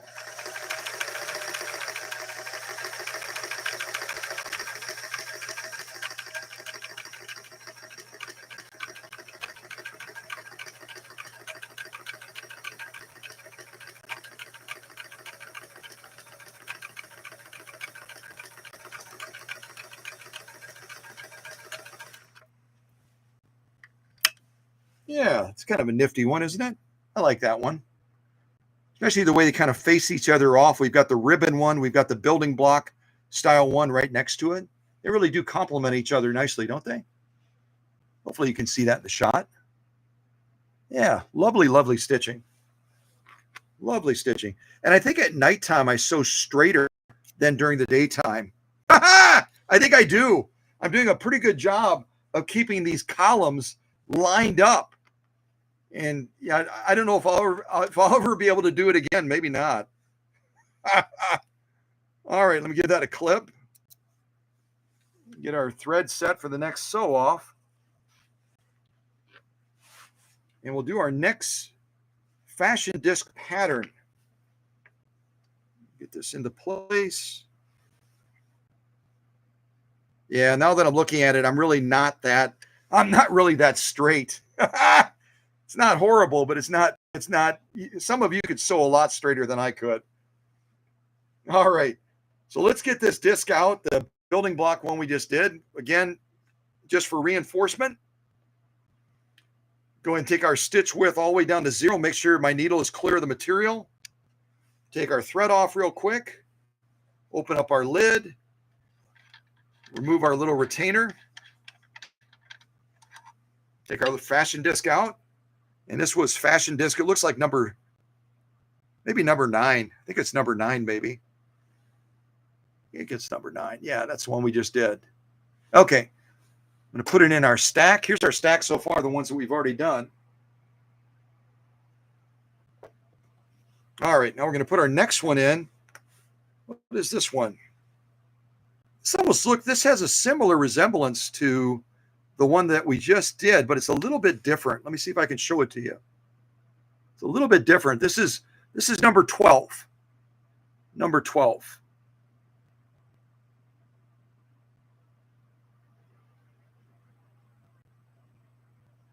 So we're going to try number 12 next. Go ahead and get that into position.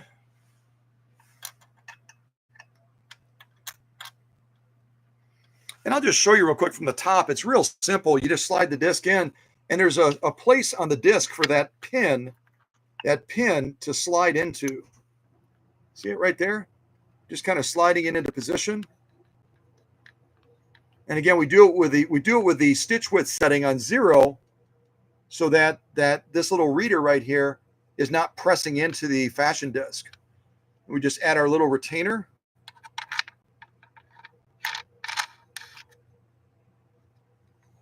Close that down, put our thread back up.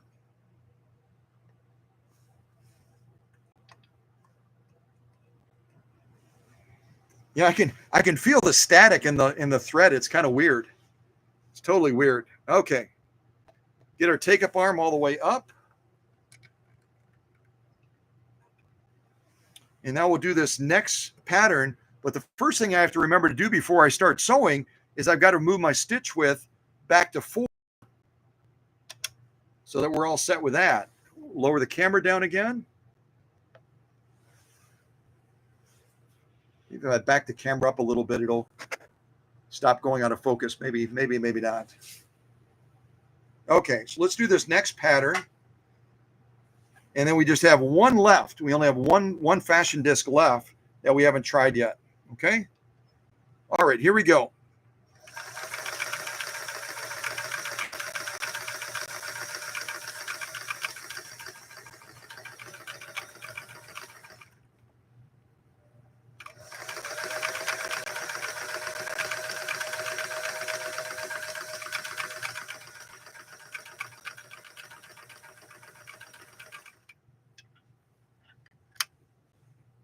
Yeah, it is a little bit different. It's a little bit more elongated, isn't it? You can see the difference between these three. I thought it would be very similar, but it clearly is different. It's more of a stretched out type fancy pattern, isn't it? Really quite lovely. Yeah, very, very nice. And that's our lock stitch on the back. Also really, really nice. All right, let's go ahead and clip the threads. And we have just one fancy stitch left to do. Only one fancy stitch left. Yeah, so maybe knowing that they probably have at least 30 some of these fashion discs, maybe between Emma and Jane, they'll be able to come across more of these so that she'll be able to do even more stitches than this. That really is a nice assortment of fancy stitching, isn't it? That's our lock stitch right back there. Top stitch.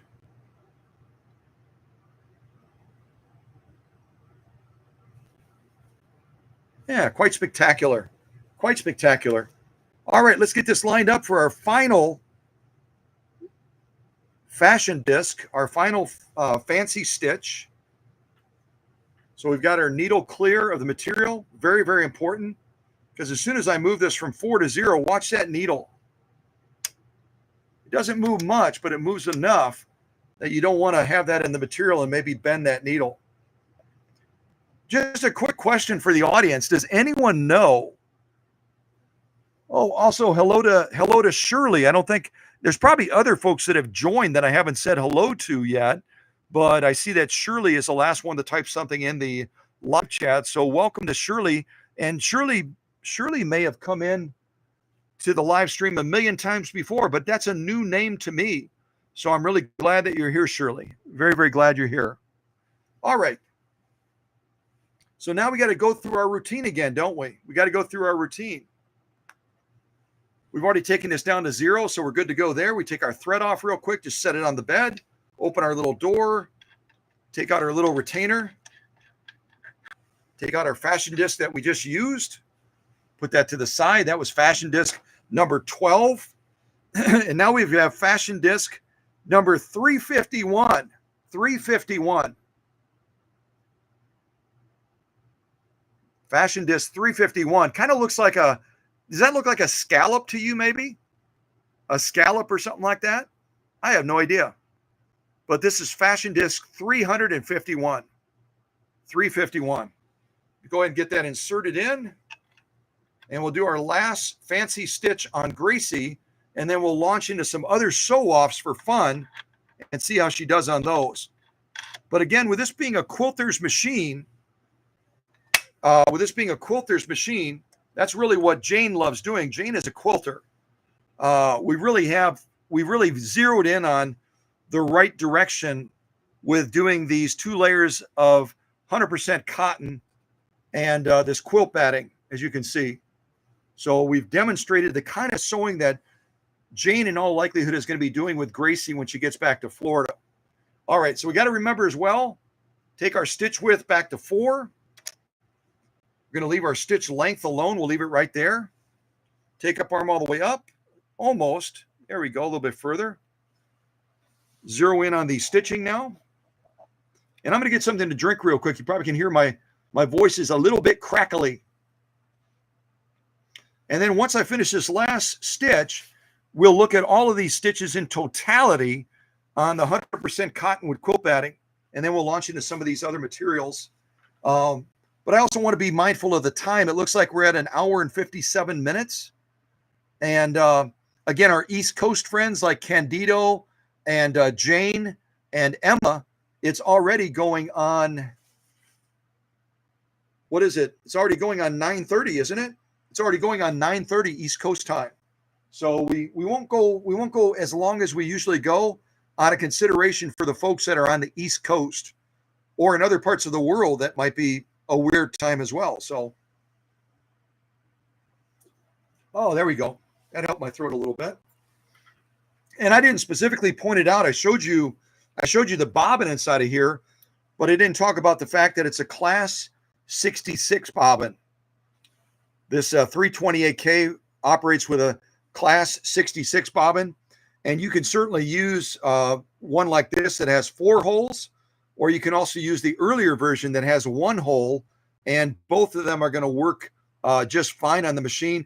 Both of them are going to wind equally as well, because the mounting point on the bobbin winder on this 328K has it's basically a friction or a tension flare, where when you slide the bobbin on, just by sheer flaring of the end of it, it holds the bobbin nice and snug.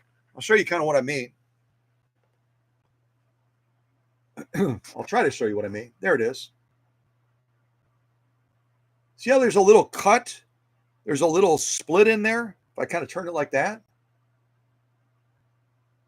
If you have one of these and you try to mount the bobbin and the bobbin slips, in other words, the bobbin doesn't stay on here and doesn't turn with the rhythm of the machine, it's slipping and you're getting frustrated, all you have to do is very, very carefully take a small screwdriver and you very, very gently slide it in between here. I can't do it with one hand, but you get the idea. You slide it in here very, very gently, and you can just less than a half a millimeter flare this out a little bit more so that bobbin won't slip on here any longer. But you have to be real careful. You don't want to hit it with a hammer and flare it too far, or this is cast and it could crack.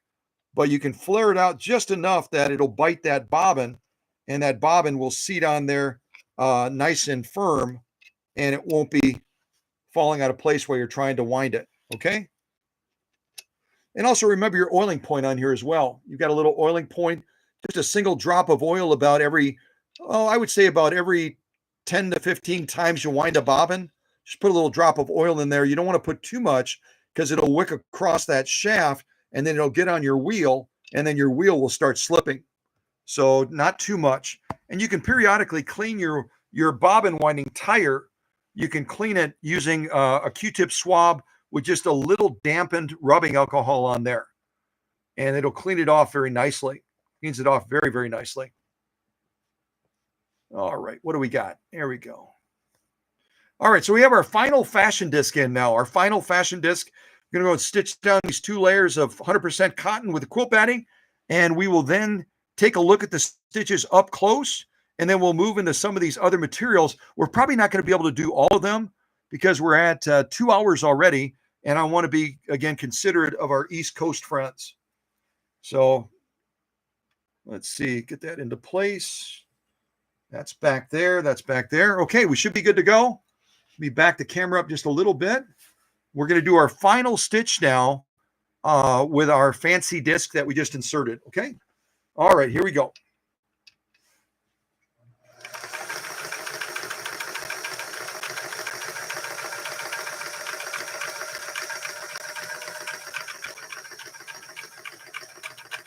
All right, and let's finish it off with a little bit more gusto. Again, just to refute the fact that the machine does have a lot of power, which equates also to speed. Okay. All right, here we go.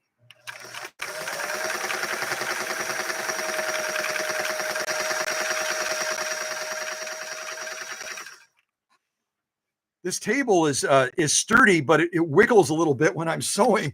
So I had to kind of hold the machine down a little bit, didn't I? It's got a lot of power, a lot of power. So there's our little scallop, whatever you want to call the stitch that we just did. Quite lovely. Beautiful lock stitching as well. Let's look at all these stitches that we just did. Again, we used all of the fashion fancy disc type cams that Emma sent with Gracie from Florida. So now we get a chance to look at the beauty of those stitches, don't we? Get a closer look at them. All right, so there's our top stitching. We'll take a look at that first. Might have to back up a little bit because we have a lot of stitches on here, don't we? A lot of stitches.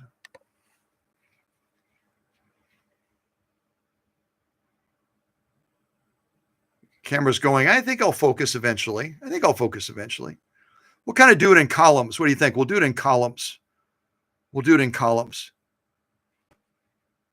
Yeah, we did. We did do that one pattern twice. You can see they're identical. That's okay. It's a cool pattern. I don't mind doing it twice. Go like this, and then we'll kind of skip over and look at the other columns next to it. Come over here now. Get my finger out of the way. Very, very nice stitching. And again, take into account that as you're looking at these fancy stitches done on Jane's 328K, we're sewing with a 9014 needle. A 9014 needle is kind of medium grade as far as the size of the needle. It's not a fancy needle to sew with. We'd be better off with what a quilter would use, and that would be an 8012, a size 8012 needle, or possibly even using an embroidery needle like a 7511. And Schmetz makes all of those needles. They make a beautiful 7511 needle that does a fabulous job. Let's turn it like this as well. Again, we're still looking at the top stitch. It's getting nice and close. We'll look at about four rows at a time. And just ignore the fact that I don't sew as straight as probably you do. I don't. But some really, really lovely, whoops, my nose tickled. Some really, really lovely stitching. I mean, you can see that it's got a gorgeous straight stitch. Beautiful zigzag, Christmas tree, 3-point zigzag or whatever that thing is. Some really, really lovely stitching. We'll kind of go across like that. Nice blind hem stitch as well. I think that's a stretch blind hem, but I'm not absolutely sure. Then we did our one stitch twice. Emma's had a busy day as well, and she said, I don't think we did that one, but we did. So we did it twice, and that's cool because it's really cool. It's really, really cool. And I'm glad we did it twice. And then we did our ribbon stitch and our building block and our blah, blah, blah. We did all these stitches. They're super cool. And Gracie did not run loud. She was quiet. She was a quiet little girl and very powerful. Yeah, she did a beautiful job. We'll go like this as well.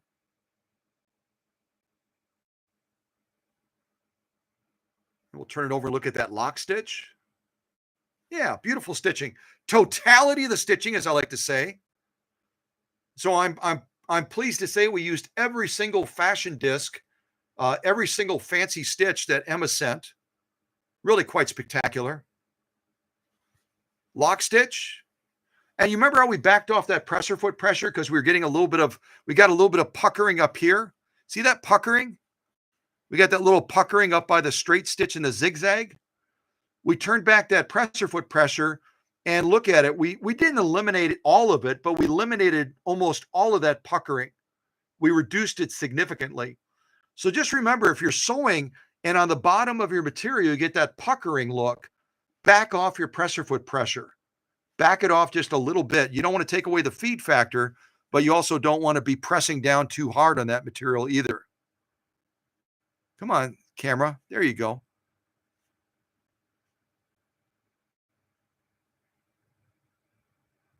Very, very nice. Very, very nice lock stitching. This is our lock stitching again. I'm just going to kind of go back and forth. There's 3 more rows there. I kind of wish I'd done that Christmas tree a little tighter. It would have been super cool. A little bit more lock stitching.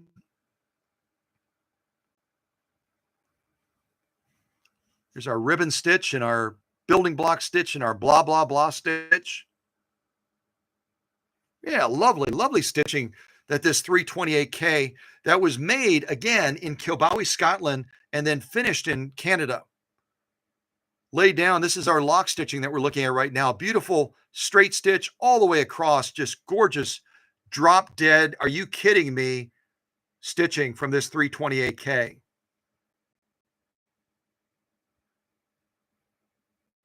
And the same person, if you read their little blog thing, I believe it was them that they were critical of the stitch quality. They said a 301, the big sister to the featherweight. We talk about the 301 on this channel all the time. And I like 301s a lot. I know all of you love 301s also, and the 301As also. They're gorgeous machines. They got that little tilt bed like the featherweight. But this person was bad-mouthing the 328, the 327, saying they don't stitch as well as a 301. I think that's absolutely malarkey.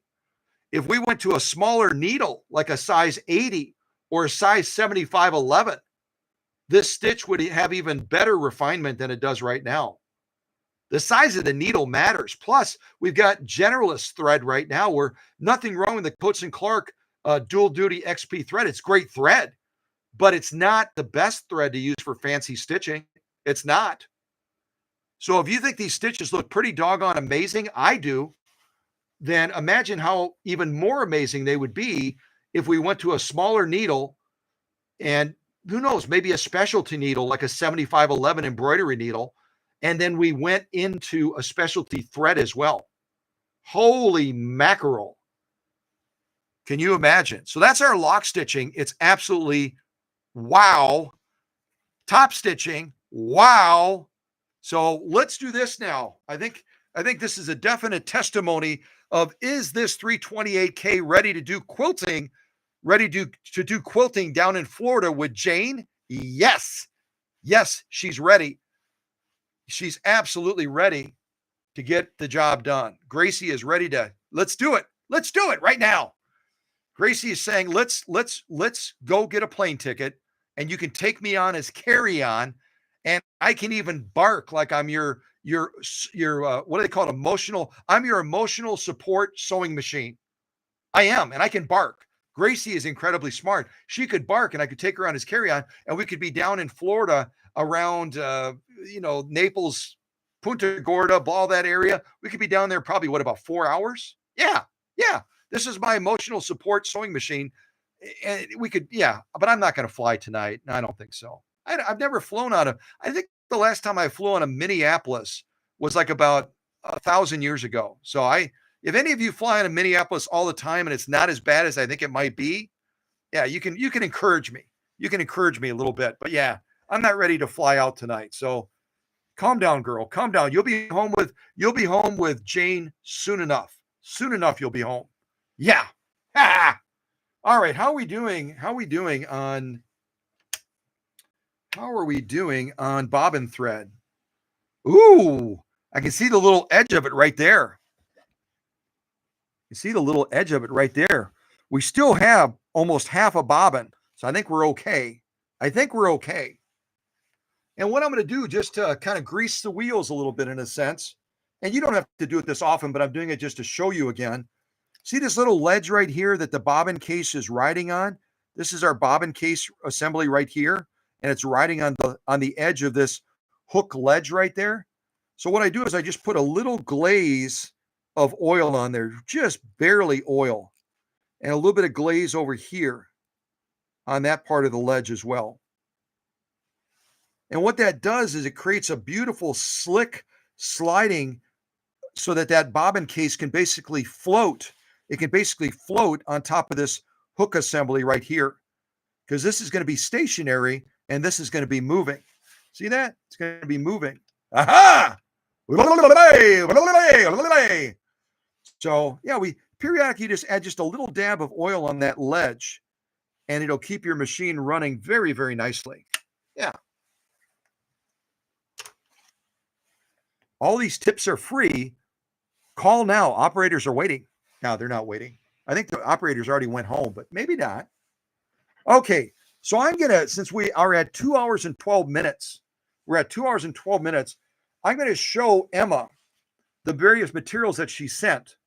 I'm going to show this to Emma and to Jane, and I'm going to invite those two ladies down in Florida to pick out the material that we sew, whether it's this vinyl, this canvas, this outside material, this satin, or this upholstery material. These are all the materials that Emma sent. I think she may have sent one other one, but I didn't pull it out of there.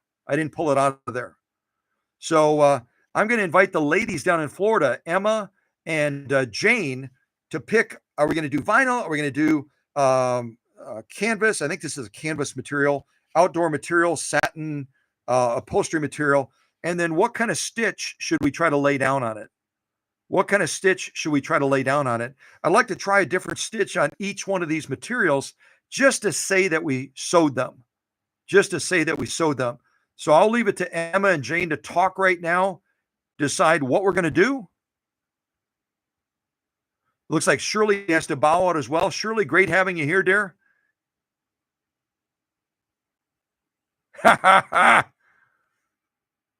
Great sewing tips. Press 1. I agree, Tim. All right, I'm not getting any response from Emma or from Jane. So we've got vinyl, we've got what I believe is canvas, some sort of outdoor material, satin, and we've got upholstery. So, okay, Emma's chiming in now and saying canvas, scallop. So I believe that this green stuff, I believe is our canvas. So I'm going to try to do the scallop stitch. See if I can find that sucker again. Where'd she go?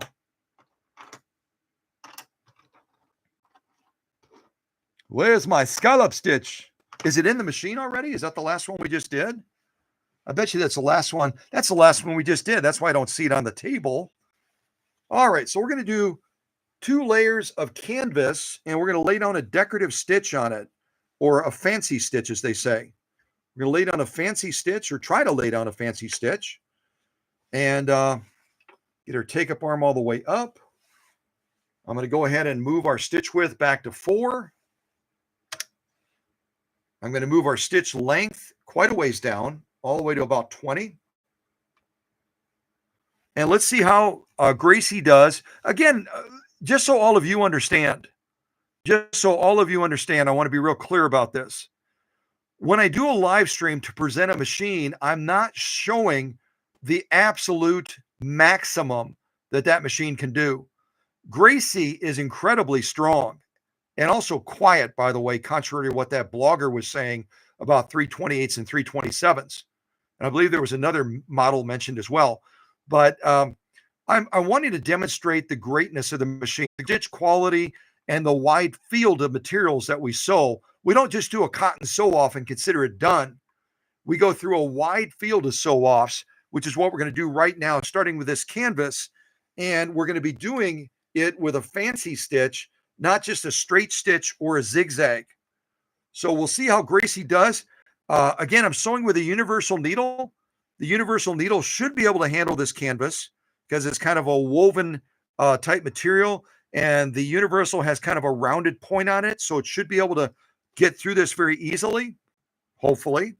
And we'll see what the quality of stitching looks like on this canvas material, 2 layers of it that Emma sent from Florida. Okay? All right, that's a lot of blah, blah, blah. All right, here we go. 2 layers of canvas with Gracie from Florida. Gracie's the machine, you guys. Come on, catch up. It's not that late. Ha-ha! All right, here we go.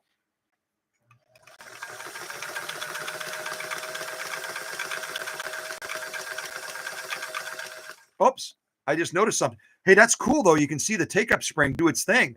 But now I'm changing the camera angle. Silly guy. Come on, here we go.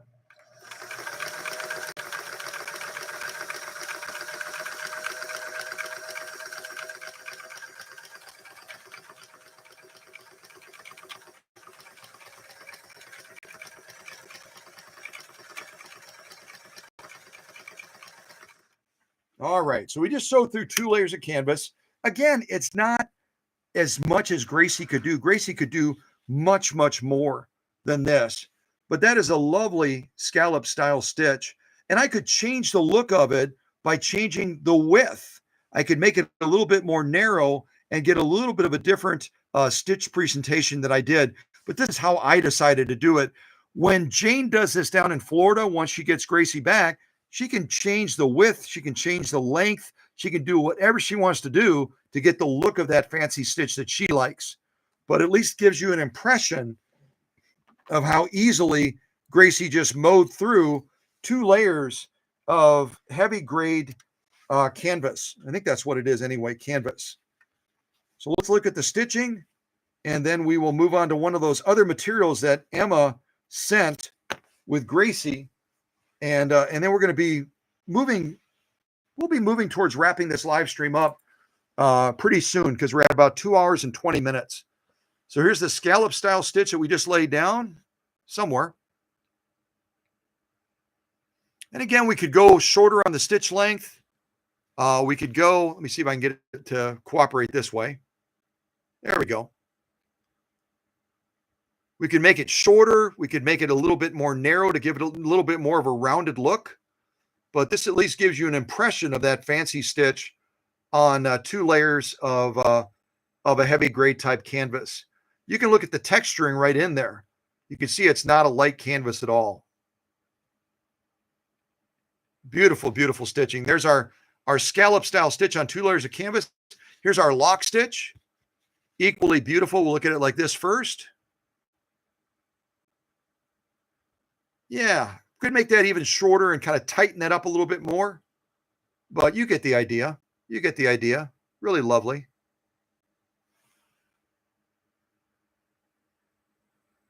Very, very nice. All right. So what material would you like to see next, Emma and Jane, down in Florida? We've done cotton. We've done canvas. We've got vinyl. We've got this. Oh, wait, here I am. Now we have vinyl. We got vinyl. We've got outdoor material. We've got satin, and we have upholstery material. These are all the materials that Emma sent with Gracie from Florida. And we're going to do satin with a zigzag. So I'm going to grab this satin out now.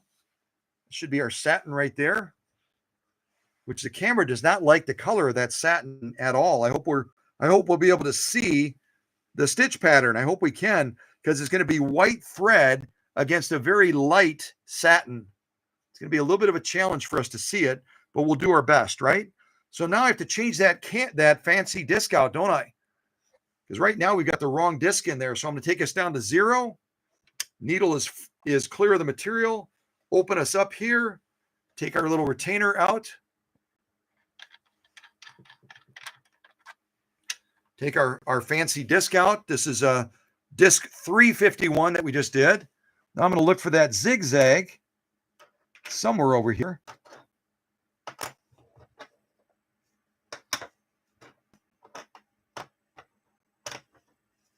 I think this is it. Well, maybe that's not the zigzag. The zigzag is number 1. Where's number 1? Here it is. I found our zigzag. So this is our zigzag, which is fancy disc number 1. Get that into place. And Emma has requested, by way of Jane, that we do a zigzag on this satin. So we're going to give it a go. Now, satin is a real light material from a material standpoint. So we're probably going to have to adjust the presser foot pressure just a little bit more to accommodate it. We're going to have to adjust the presser foot pressure just a little bit more to accommodate this light material. So I'm going to adjust it right now. I'm going to give it a counterclockwise turn, probably about 2 or 3 turns. I'm going to check it. Still a little bit heavy. Give it another turn. And the way you check it is you just raise the presser foot lever slightly, and you'll be able to feel how much pressure is on that spring. Open it up a little bit more. Okay, that should be pretty doggone close right there.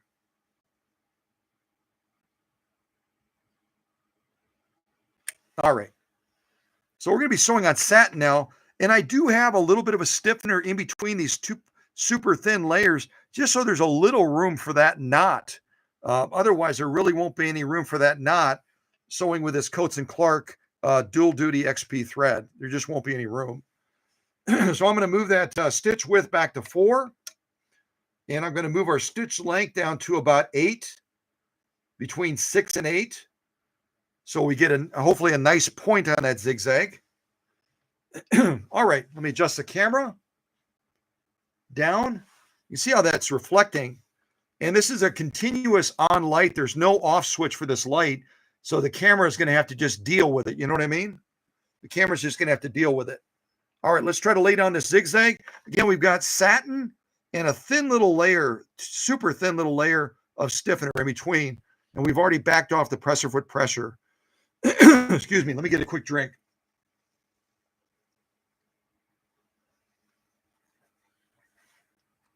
All right, here we go. I'm going to make that just a little bit longer.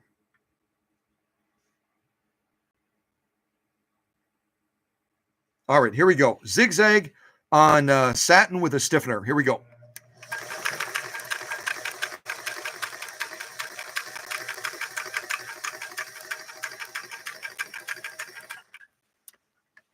Yeah, I think we did fairly well on the presser foot pressure. Now we're going to take a look at this stitch. Again, we sewed a zigzag using fashion disc number 1 on this really, really light satin material that has just a tiny little bit of stiffener. See that? Did you see that thread? See how curly it's getting? That is static electricity. That's static electricity, if you can see it against my hand. So I'm going to get the thread back there, but then I'm going to take a second and just spritz the carpeting underneath me with a little bit of water. If you spritz the carpeting underneath you with a little bit of water, it takes the static charge. It reduces it significantly. We'll just say that. Okay, so a little bit of water.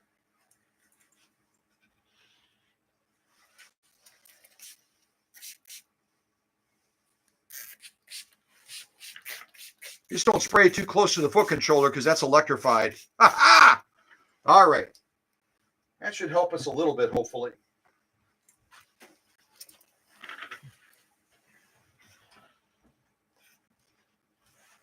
All right, let's take a look at this satin on this this satin and stiffener is what I meant to say. All right, give that a clip.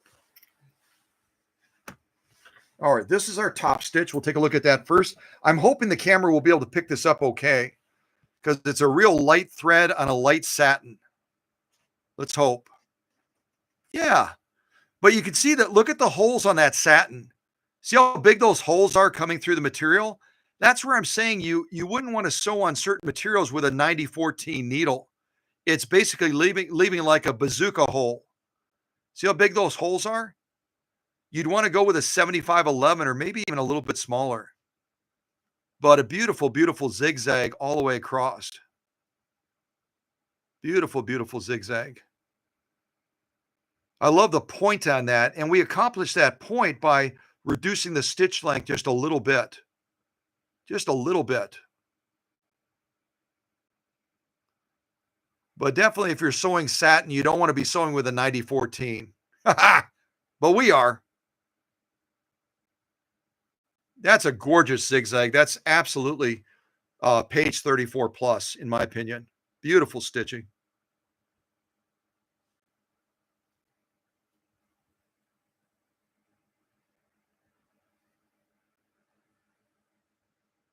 Beautiful stitching. Let's turn it around and look at that lock stitch.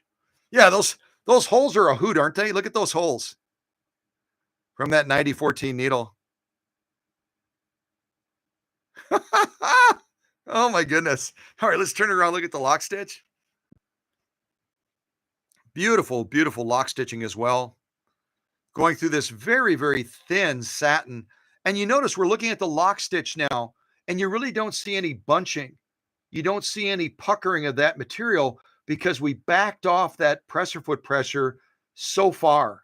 We turned it probably a total of 4 or 5, maybe even 6 turns to try to eliminate or at least reduce the puckering. And it was absolutely the right thing to do because we have a really, really good looking stitch and the material's not puckered up either.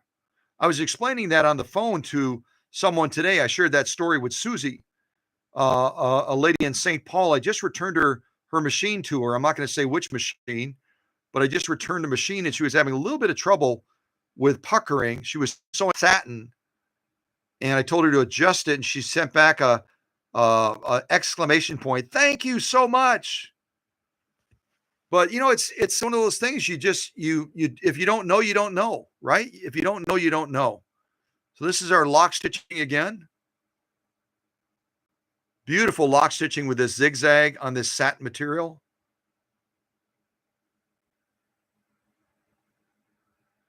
Yeah, very, very nice stitching. So what can I say? Gracie is able to sew satin. She's able to sew canvas. She's able to sew cotton. Now we've got some other materials that Emma sent. Emma and I'll just say Emma and Jane sent because I'm sure Jane had a voice in it as well. We've got this vinyl material, which always makes me a little nervous, to be honest with you. We've got this outdoor material. We've got this upholstery material. So what I want to ask Emma and Jane now. Okay. Oh, she already answered. She already answered. God bless, Michelle. God bless. Good to have you here, dear. Emma's saying, let's do vinyl and let's do bricks. So I'll try to find the brick fancy disc. We'll get the vinyl in place. Let's see if I can find the bricks now. Bricks.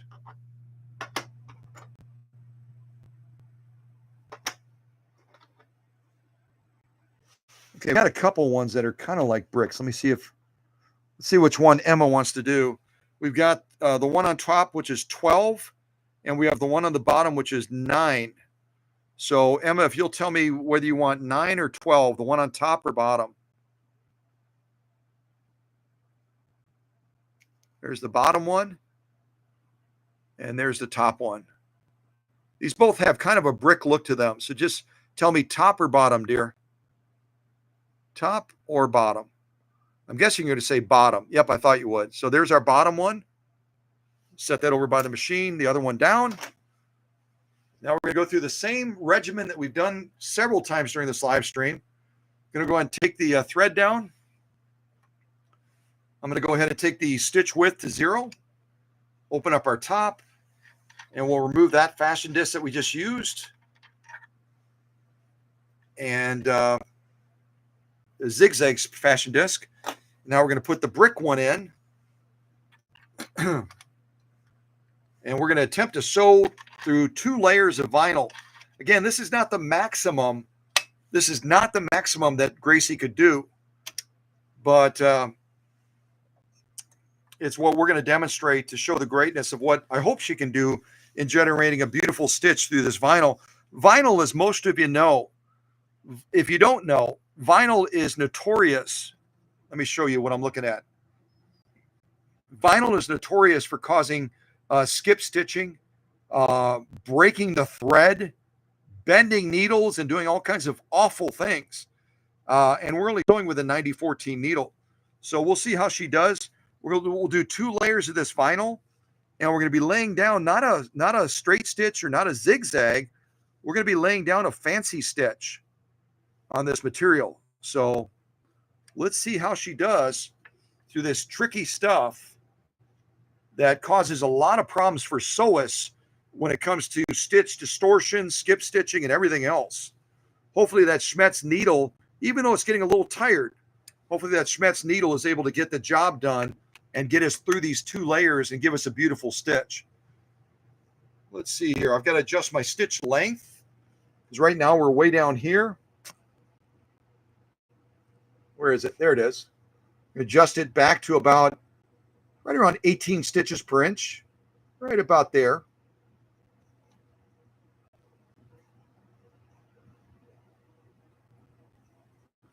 We're right on the fringe of 18 to 20 stitches per inch.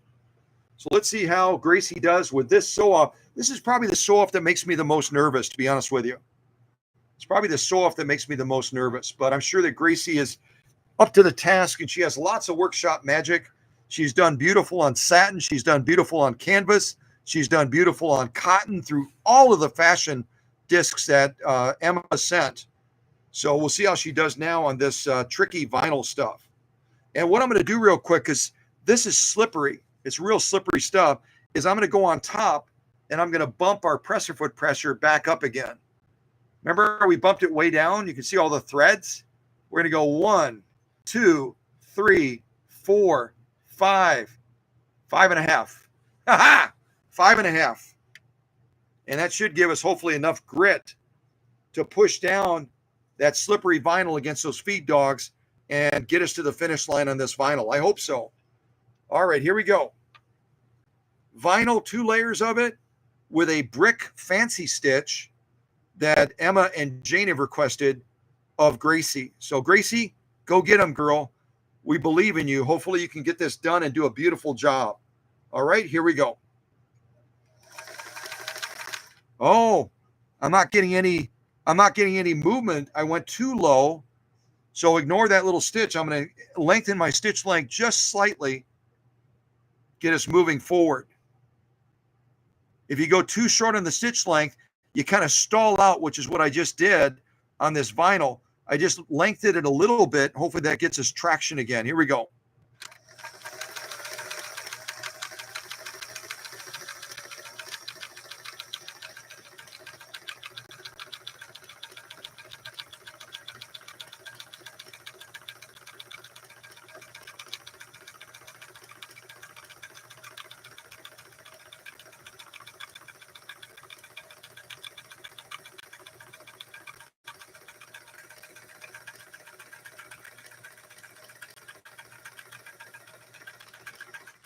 All right, we're going to stop right there.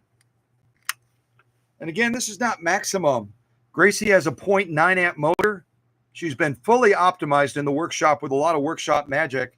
And she could blow away probably, especially if we went to a size 116 needle, she would be able to blow away 4 or even 6 layers of this vinyl.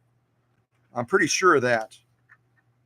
But instead, we did 2 layers. And I think you're going to be impressed at how beautiful this brick stitch is that Gracie just sewed. Get that back into place.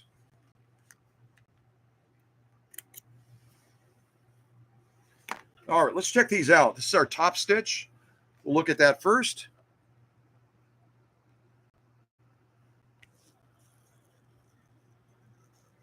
All right, let's look at this. This is our brick stitch again.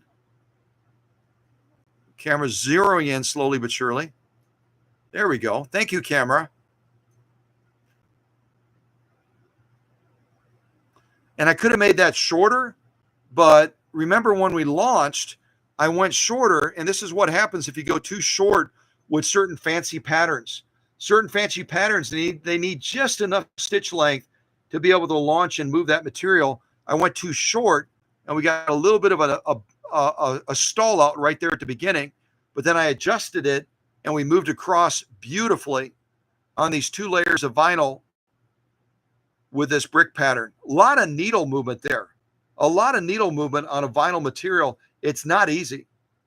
It's not easy for any machine. And thank goodness we bumped up the presser foot pressure. Thank goodness. That's a gorgeous, gorgeous top stitch. I would say page 34 plus. Isn't that beautiful? And look at the presentation of that stitch. It's absolutely spot on. No distortion, no skip stitching that you can encounter regularly with this type of material. Vinyl is notorious for messing up stitches. And this is absolutely spot on.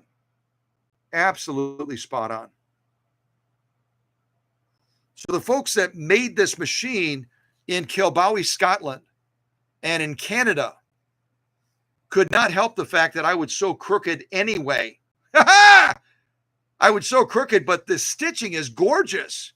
Let's turn it over and look at the lock stitching. Here's our lock stitching on the back now.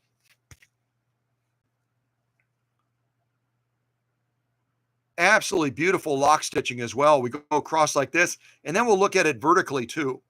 We're going to look at it vertically also.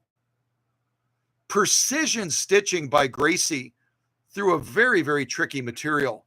There's my stall out right there. See that little stall out? Because I had the stitch length too short. It was too short. Now we're going to look at it vertically. And it's absolutely drop dead gorgeous.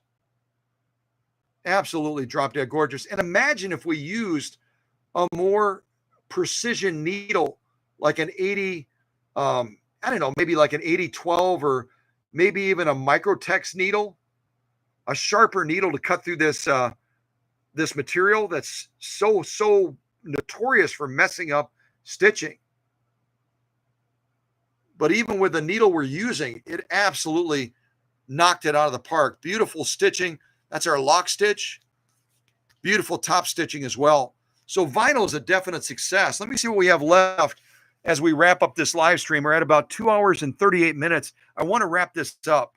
I know the audience is starting to dwindle because it's really late.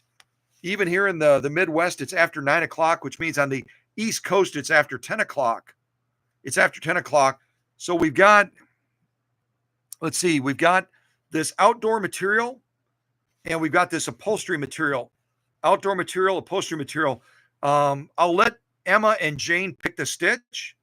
We've got the outdoor material, the upholstery material, and let me see how our bobbin is doing. We still have a little bit of thread left on the bobbin. I think we should be able to get through these last two sew-offs. We might even be able to blow through some denim or maybe even through a piece of Italian leather. But for right now, I'll ask Jane and Emma, would you like to see the outdoor material or the upholstery material, and what stitch would you like to see on them? What stitch? Okay. I'm going to get a quick drink of soda while the ladies are deciding. So we're going to do a blind hem on upholstery material. A blind hem stitch on upholstery. Let me find that blind hem disc.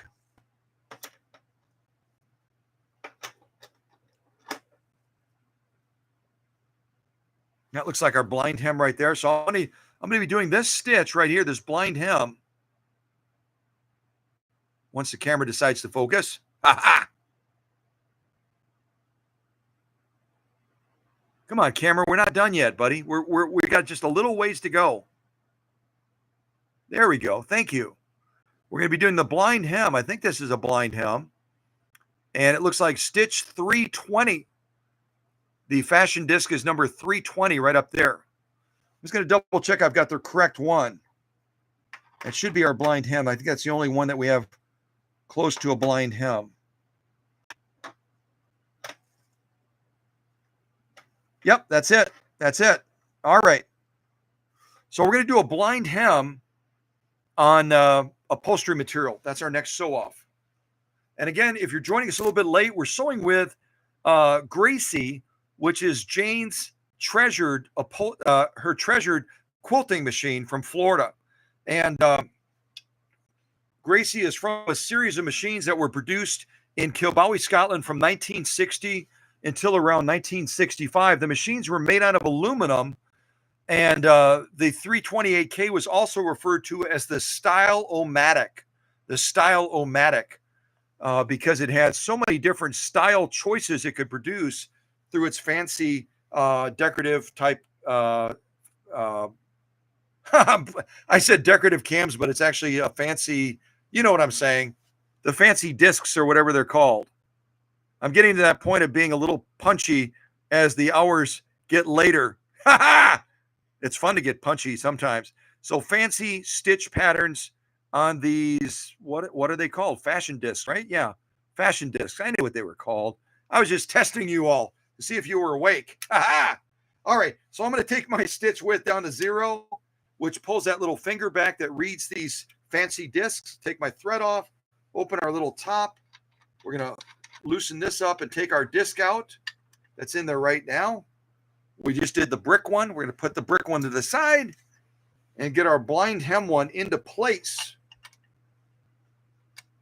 There we go. We'll put our little retainer back in there now to hold it in place. And get our thread back on top. Don't you love the sound of, this is the sound of quality. You know, that person that wrote the blogger that it really, really was negative about 328Ks, 327Ks, etc. These things are built like a tank, and yet they're made out of aluminum. They're cast aluminum. So they're lightweight, they're portable, they're beautiful machines. Okay, so I've got that in place. I need to move my stitch width back to 4. I'm going to leave my stitch length about where it's at. I'll bring it down a little bit because we're sewing a blind hem. We're sewing a blind hem. Bring it down just a little bit. There we go. And I'm going to grab that upholstery material. Where is it? There it is. Now look at the pattern on this upholstery material. Talk about a busy pattern. I'm wondering if it's okay if I turn it inside out instead of sewing it on this side, which will make it a lot more difficult to see. I'll leave it up to Emma and to Jane though. If it's folded like this with this pattern out and we'll lay down the blind hem on top of it, I'll do that. Otherwise, we'll turn it inside out and we'll be able to sew through the same material and be able to see the stitch probably a lot clearer. So what do y'all think? Right side out or inside out like this? I'll leave it up to Jane and Emma down in Florida. Go for it. So does go for it mean sew it like this? Sew it like this, right? We'll just sew on the outside, or should we sew on the other side, Emma? This side or that side? Inside out. Okay, we'll do it inside out. I think we'll be able to see the stitching a little bit easier if we do it like this. And we're still going through the same material. So let me get this into place. Get this underneath the presser foot. Again, this is upholstery material. I would say it's probably almost commercial grade upholstery material. This has kind of a sticky backing on it. So that needle is still going to have to work very hard. Still going to have to work very hard to go through this material. I think our presser foot pressure is good. Get our take-up arm up. And let's see if we can get through this upholstery material, 2 layers of it with this blind hem stitch. Matter of fact, you know what? Emma just gave a battle cry of go for it. Emma gave a battle cry. And I'm guessing Jane in the background was saying, go for it! Ah! So let's not do 2 layers of this upholstery. Let's not do 2 layers of this. You got to watch that needle. Let's fold it one more time and step it up to 4 layers. Let's see if we can get through 4 layers of upholstery. This might be too much. Maybe I'm being too ambitious. Maybe I'm being too ambitious with 4 layers of upholstery. We've got a Schmetz needle in here, a 9014 universal, but we've sewn a ton of stuff on it already. So it is starting to tire out, but I've got a lot of confidence in Schmetz, and I've got even more confidence in Workshop Magic. So let's try to do this. Let's lay down a blind hem through 4 layers of this upholstery material. I'm going to bump up our presser foot pressure even a little bit higher and see if we can get through this material, laying down a blind hem. 4 layers of upholstery. Let's do this. Let's just do it. All right, here we go. Watch both my hands. No assist. It's the raw grit and power of that 0.9 amp motor that was made and installed in Canada. Yep. All right, here we go. Let's do it.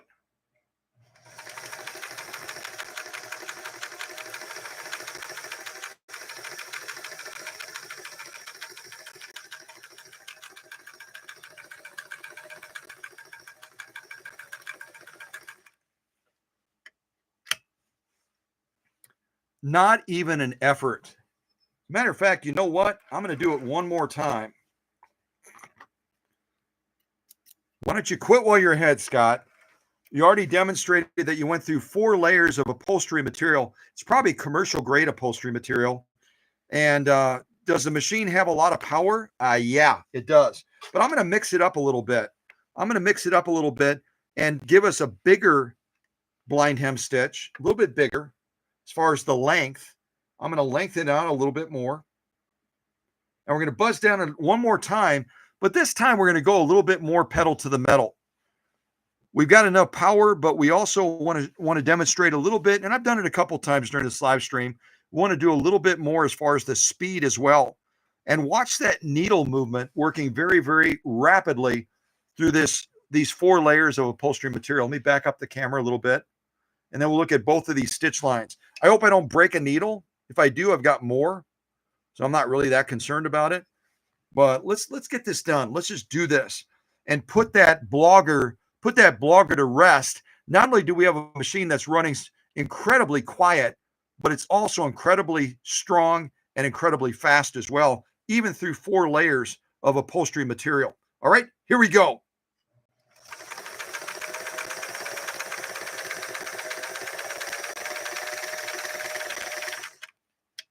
I wasn't even a quarter of the way down on the foot controller, not even a quarter of the way down. Let's take a look at these stitches. Barely was pushing on the foot controller, but I gave it a little bit more gas just so we could have a little bit of fun. A little bit of fun, right? All right, let's see that static is still. Stay over there. Stay over there. All right, let's take a look at these blind hem stitches. One I was set probably around 15 stitches per inch. The other one I was set probably closer to 8 stitches per inch, somewhere in that neck of the woods. Just going to check. Yeah, that should be the, let's see. Yeah, that's the top stitch. This is our top stitch.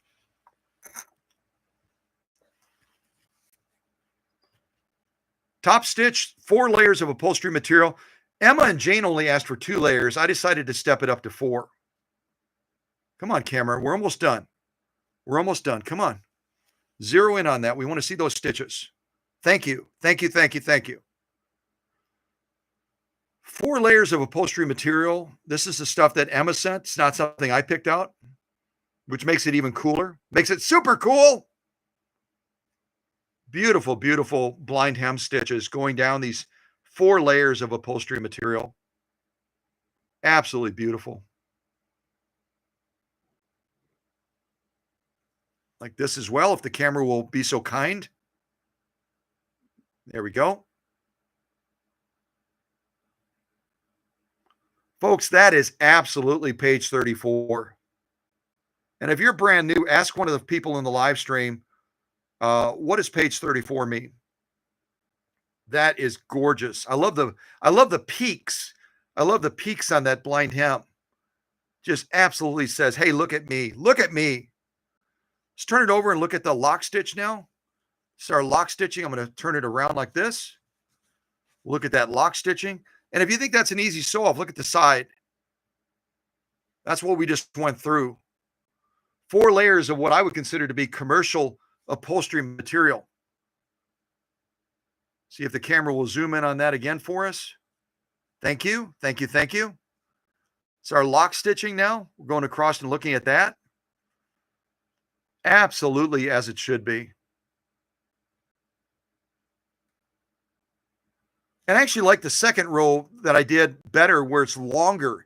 It gives you a chance to see the beauty of that blind hem even more. Now we're going to look at it like this and look at the edge of that. Ha ha! No power, huh, blogger? The blogger that said that the 328Ks have no power? Seriously? Really? I think that's power right there. Without any effort going through 4 layers of upholstery material, just like a lickety split, and laying down beautiful stitches all the way down. Absolutely gorgeous. Absolutely gorgeous blind hem. Turn it like that as well. We can hopefully zoom in on that. Yeah. Yeah. Ha ha. Beautiful blind hem stitching. And again, 4 layers of commercial grade upholstery material. Look at it from that side too. Look at it from that side. And from that side. That's a serious sew off. And the 328 did it with so much reserve power. It's absolutely ridiculous. It wasn't even a challenge for Gracie to go through these 4 layers of upholstery material. Not even a challenge. So any of you out there that have been buying the lie by that blogger, whatever his name was, I don't even remember what his name was. I've already forgotten his name because he's that, with all respect, he's that insignificant to the truth of the matter of what a 328K can do. But whoever that person was, this is proof in the pudding right here. proof in the pudding, effortless to go through 4 layers of upholstery. So all we have left from Emma's and Gracie's stuff or Jane's stuff is this outdoor material. So what stitch are we going to lay down on this outdoor material? What stitch should we lay down on this outdoor material? Denim, Wizard's Choice. Oh, this is fun. So I'm not even gonna do this outdoor material unless Emma's considering this. Emma, are you considering this? Is this denim or this is outdoor material, right? You want me to pull my denim out or use this stuff? Because I got denim already ready. What do you think, Emma and Jane? Are we going to use this stuff or are we going to use my denim? I've got my denim already over here. Where is it? Here it is. I got my denim right here. So we can do denim, my denim, or we can do this outdoor material. It almost looks kind of like stuff you'd wrap plants in or something like that. I have no idea. You my stuff. Okay, I'm going to throw the, excuse me. I'll throw my stuff to the side. All right, so I'm going to pick my own stitch then. It's kind of fun. I like that. Okay. What can I pick that's kind of cool? All right, I think I'm going to pick, let's see. Where's the ribbon one? I like the ribbon one a lot. I think I'm going to do the ribbon fancy stitch, which is $3.55. I don't know if you can see that in the shot or not. We're going to do this one, the ribbon one, $3.55. And we're going to do it through, I'm debating if we're going to do 4 layers. I think we'll do 4 layers of denim. 4 layers of denim, and we'll do this stitch on it. 4 layers of denim.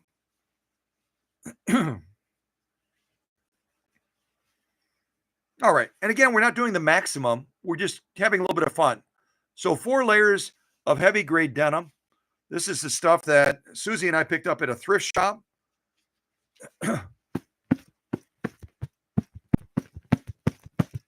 Trying to really yank on that stuff and it's not budging. So there's 2 layers. There's 4 layers. So we're going to be going through that with a fancy stitch.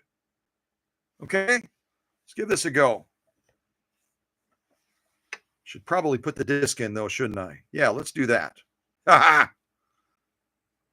right, put it right there. And all of these sew-offs are going to go with Gracie back to Florida. All of these sew-offs are going to go with Gracie back to Florida. So the first thing we're going to do is we're going to take our stitch width down to 0 so that we don't damage the machine. We don't damage that little reader finger. Open this up. Take out our little retainer. There it is. Take out our other fashion disc, which was number 350, the blind hem. Now we're going to put in our cool one that the Wizard just had a chance to pick, which is kind of neat. Pop that into place. Make sure it's seated in there level. Get that retainer back into place. I love spinning it. Is that wrong that I spin it? I like spinning it. It's kind of fun. All right, get that thread back up there. We take our stitch width back to 4.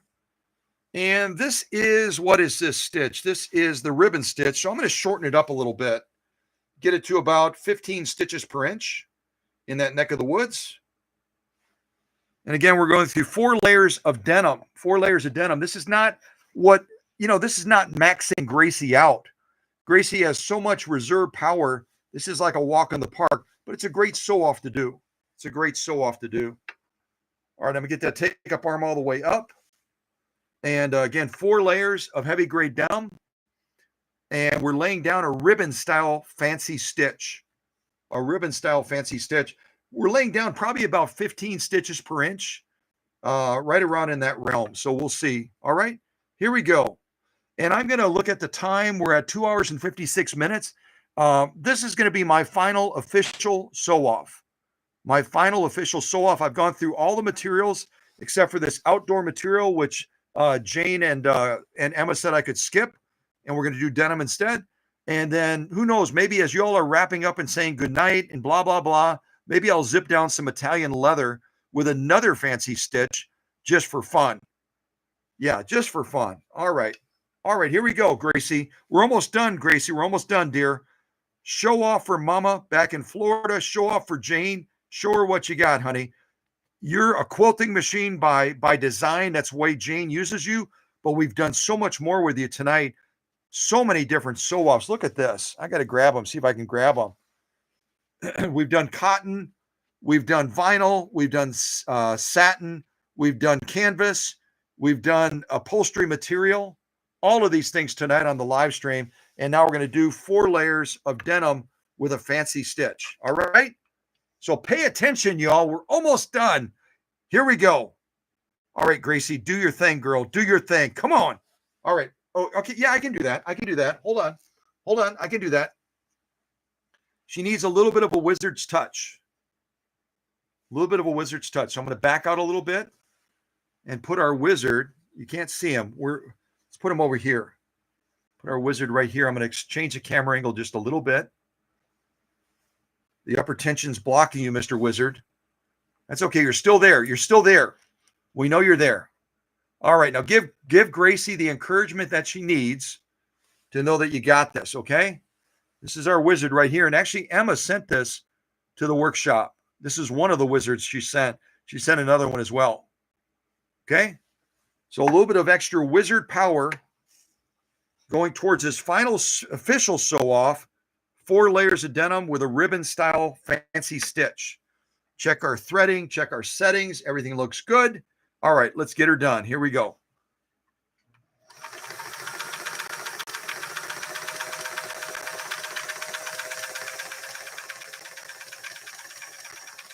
All right, let her go, Gracie. Let her go.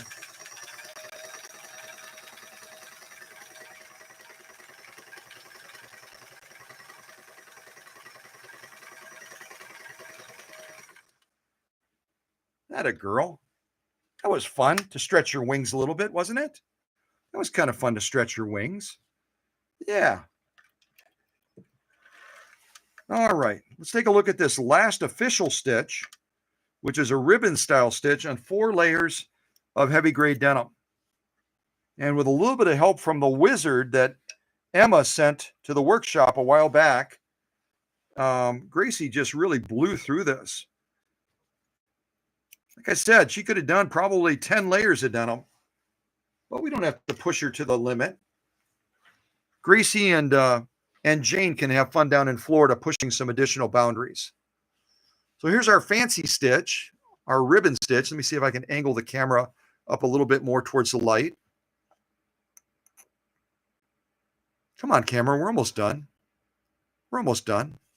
Here, try it like that if you don't want to try it horizontally right away. Yeah, there we go. Thank you. Look at how tiny those stitches are that I laid down. We really tried to pull that together, didn't we? Pulled it together very nicely. That's a ribbon style stitch. Ribbon style stitch. There we go. We got a little bit more light now. That helps. Let me rotate this. Hold on one second. Let me rotate this light around. Let me rotate this light around. See if that helps us a little bit on this particular material. Okay, so there's our top stitch again. Oh, yeah, it does help a little bit. There we go. I'm going to pull them back, too. Let's pull them back. Let's pull it back a little bit. 4 layers of denim. Ribbon-style stitch. Absolutely gorgeous. Could have made it tighter. Could have taken it down to about 20 stitches per inch, and you really, really defined that pattern even more. But that's okay. Beautiful outcome. Let's take a look at it like that, too. Vertically. Kind of fun to see stitches like that. Yeah. Yeah. Very nice ribbon stitch. Very nice. And imagine if you were to use some sort of fancy thread or something like that. Wouldn't that look groovy? Wouldn't that look cool? Wouldn't that look cool? Turn it over, look at that lock stitch. There's our lock stitch with that ribbon stitch going across. Very, very nice. Yeah, we could tighten that up quite a bit, couldn't we? Didn't make it as tight as I could have, but that's okay. Gracie and Jane can try this stitch again. They got all this room over here. This is going to go with Gracie back to Florida. They can try tightening up that stitch even more. Yeah, why not? Beautiful, beautiful stitching. So there's our lock stitch and our top stitch. And we just went through like a hiccup, 4 layers of heavy grade denim. Yeah. So I'm going to officially consider Gracie to be graduated from the workshop. Officially graduated from the workshop, laying down a fancy stitch with all of that needle movement through 4 layers of denim. And I agree with Teresa. It kind of does look like a lightning bolt, doesn't it? Tim said the same thing. Tim said that, I think. Yeah, it looks like a lightning bolt. And I want to thank Emma and Jane for the opportunity of having Gracie in the workshop. She really is a spectacular girl. And again, for the record, and you can quote me on this, she is silky smooth. She is whisper quiet. And she is mighty, mighty, mighty in her power. And why do I say that? Is it just me saying it? No, it's me going through 4 layers of this. Where is it? Where's the camera? There's the camera. It's going with a blind hem through this right here. Through that right there. It's going through this vinyl, which is incredibly tricky stuff, and laying down a fancy decorative stitch through that as well.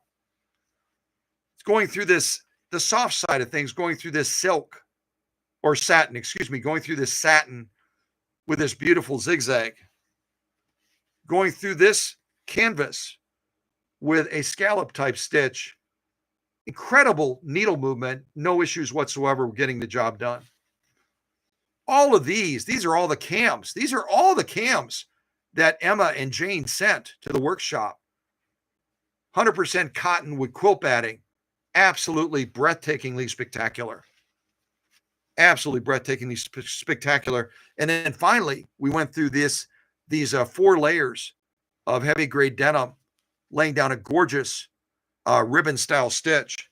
So as you need to step away, but I'm going to play just a little bit more.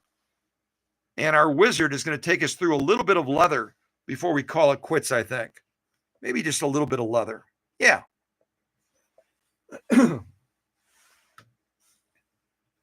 Just a little bit of leather. Oh, I did this off camera too. I forgot to show you that. I did this off camera. It's the stiffener with a zigzag and a straight stitch on there. We'll just add that to the pile. This is all we did on the live stream today. All of this on Gracie. Yeah. Gracie had a lot of fun today, and I hope you had fun as well. And I want to thank the leaders, as always. I want to thank the leaders so much for taking such great care of the family, doing such a brilliant job of taking care of the family. So I'm going to make, if y'all need to leave, I get it. I'm going to put on a little bit more. Where did I put my phone? I do not remember where I put my phone. Oh, there it is. I'm going to put on a little bit of ragtime music, if I can find it. A little bit of ragtime music, just kind of wrap us up.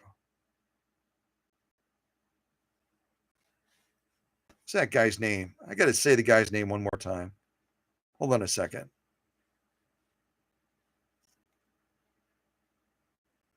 Oh, yeah, Bill Holman. Bill Holman. Retired sewing guy that has some really negative things to say. Somebody's waiting for a response. You have to wait a little bit longer. We're having fun. Really negative about 328Ks. This guy right here. Where's his name? Bill Holman. There he is. Bill Holman. Yeah, all kinds of negative things to say about 328Ks. They have no power. Ha! They have no power. They're too noisy. This guy, he doesn't know a sewing machine from a pickle, as far as I'm concerned. He doesn't know a sewing machine from a pickle. Yeah. All right. I'm going to have a little bit more fun. Take it down to 0. Y'all have seen me do this like a million times during this live stream. Take out our little fashion disc from our ribbon style stitch. What am I going to sew on? I'm going to lay something down on leather for fun. Got to do something on leather. Something on leather. What should I do on leather? Why don't I do a brick one? I think I'll do a brick pattern. This is number 12. I'm going to do number 12 on some Italian leather. I got to do it. Number 12. All right. This is my last official sew off. And again, if y'all need to step away, I'm just doing this for all the people that view this as a video later. Later, hundreds of people will view this as a video probably in the next 24 hours. So we're going to lay down this brick pattern on some Italian leather. This will be my final official sew off. Maybe. I might play more. Y'all need to leave, especially if you're on the East Coast. If you're on the East Coast and you have to leave, I understand. It's okay. It's cool. All right. And I think I'll do 2 layers. This is not incredibly thick stuff. 2 layers of Italian leather. See the nap of it back there.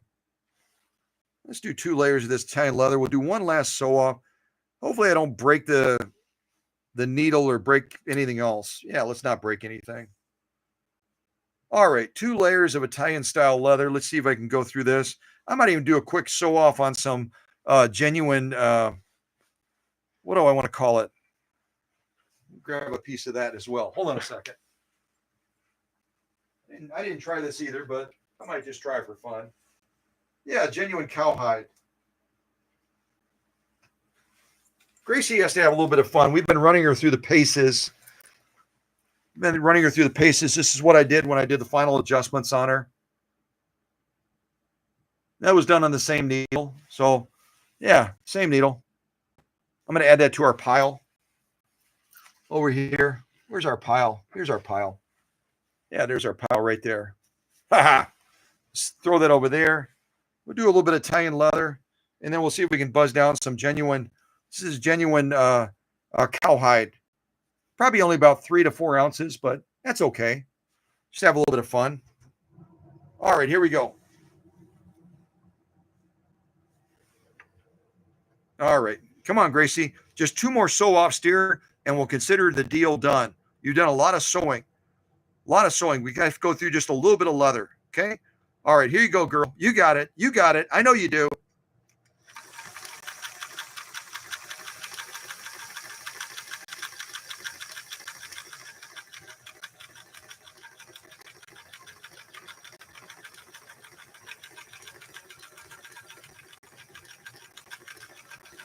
Oh, wait a second. You're watching the take-up arm. Ha! Sorry about that. I'm getting a little tired. There we go. There's the sewing we just did. We'll finish it off now. Ha!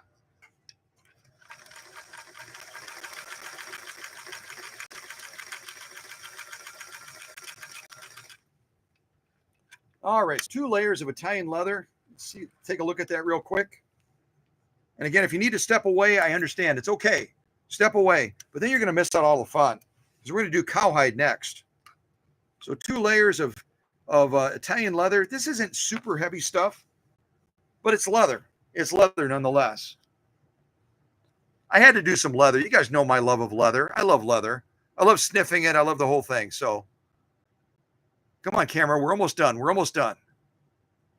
That a girl. Yeah, we'll look at it like this too.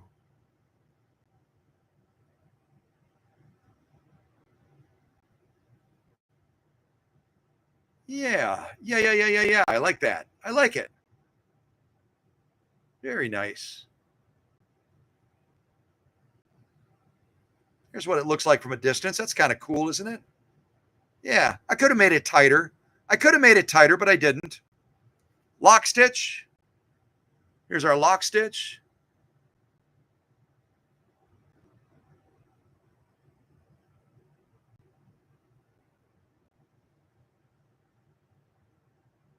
Very, very nice. Yeah, 2 layers of Italian leather. It's got a little bit of vinyl stuff on it. You see that running through there? Makes it a little bit harder. I'll throw that in the pile. And our last sew off, we'll do a little bit of genuine cowhide. I'll sew the same pattern on here. So the same pattern, I might just tighten it up just a wee bit. So this is genuine cowhide. And our final official sew off. And let me put on a little bit of music to wrap us up.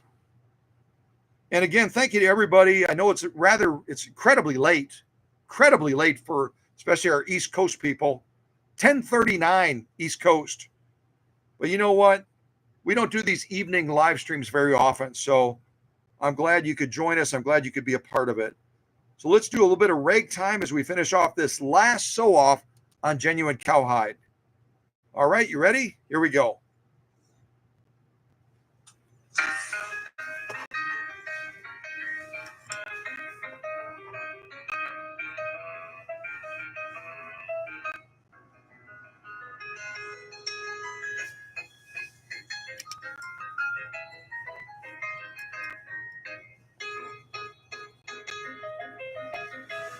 There we go.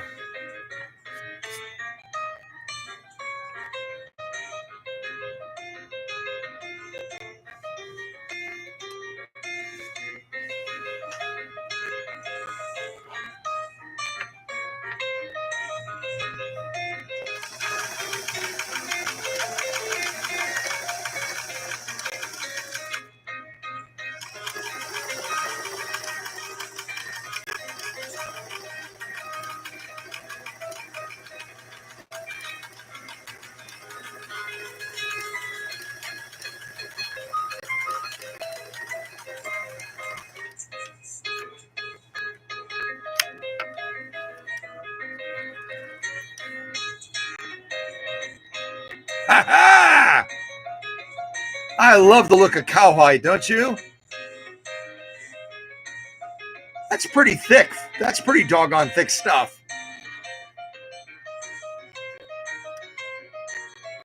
Ha ha!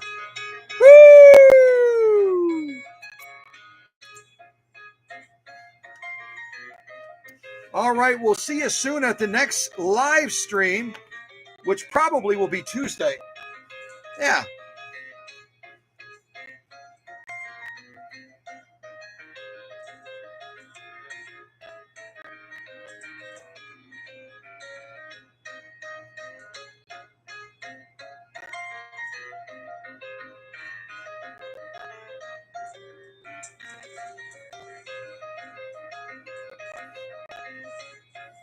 Where's the stitch?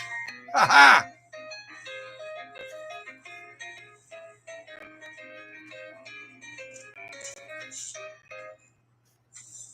That's it, folks.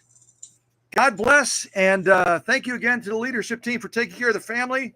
Thank you to Jane and also Emma for giving us the opportunity to play with this incredible machine, Gracie. And during this live stream, go through all of these sew-offs, all of this stuff we did on this live stream. So I think she is officially graduated from, I got to hear that song one more time. It's really cool. Yeah, one more time.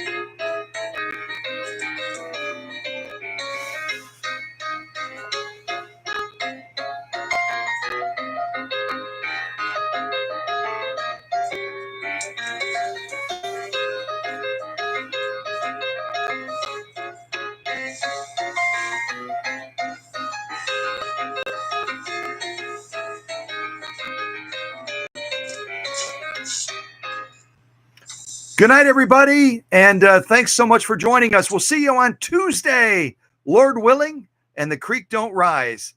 Good night, everybody. God bless.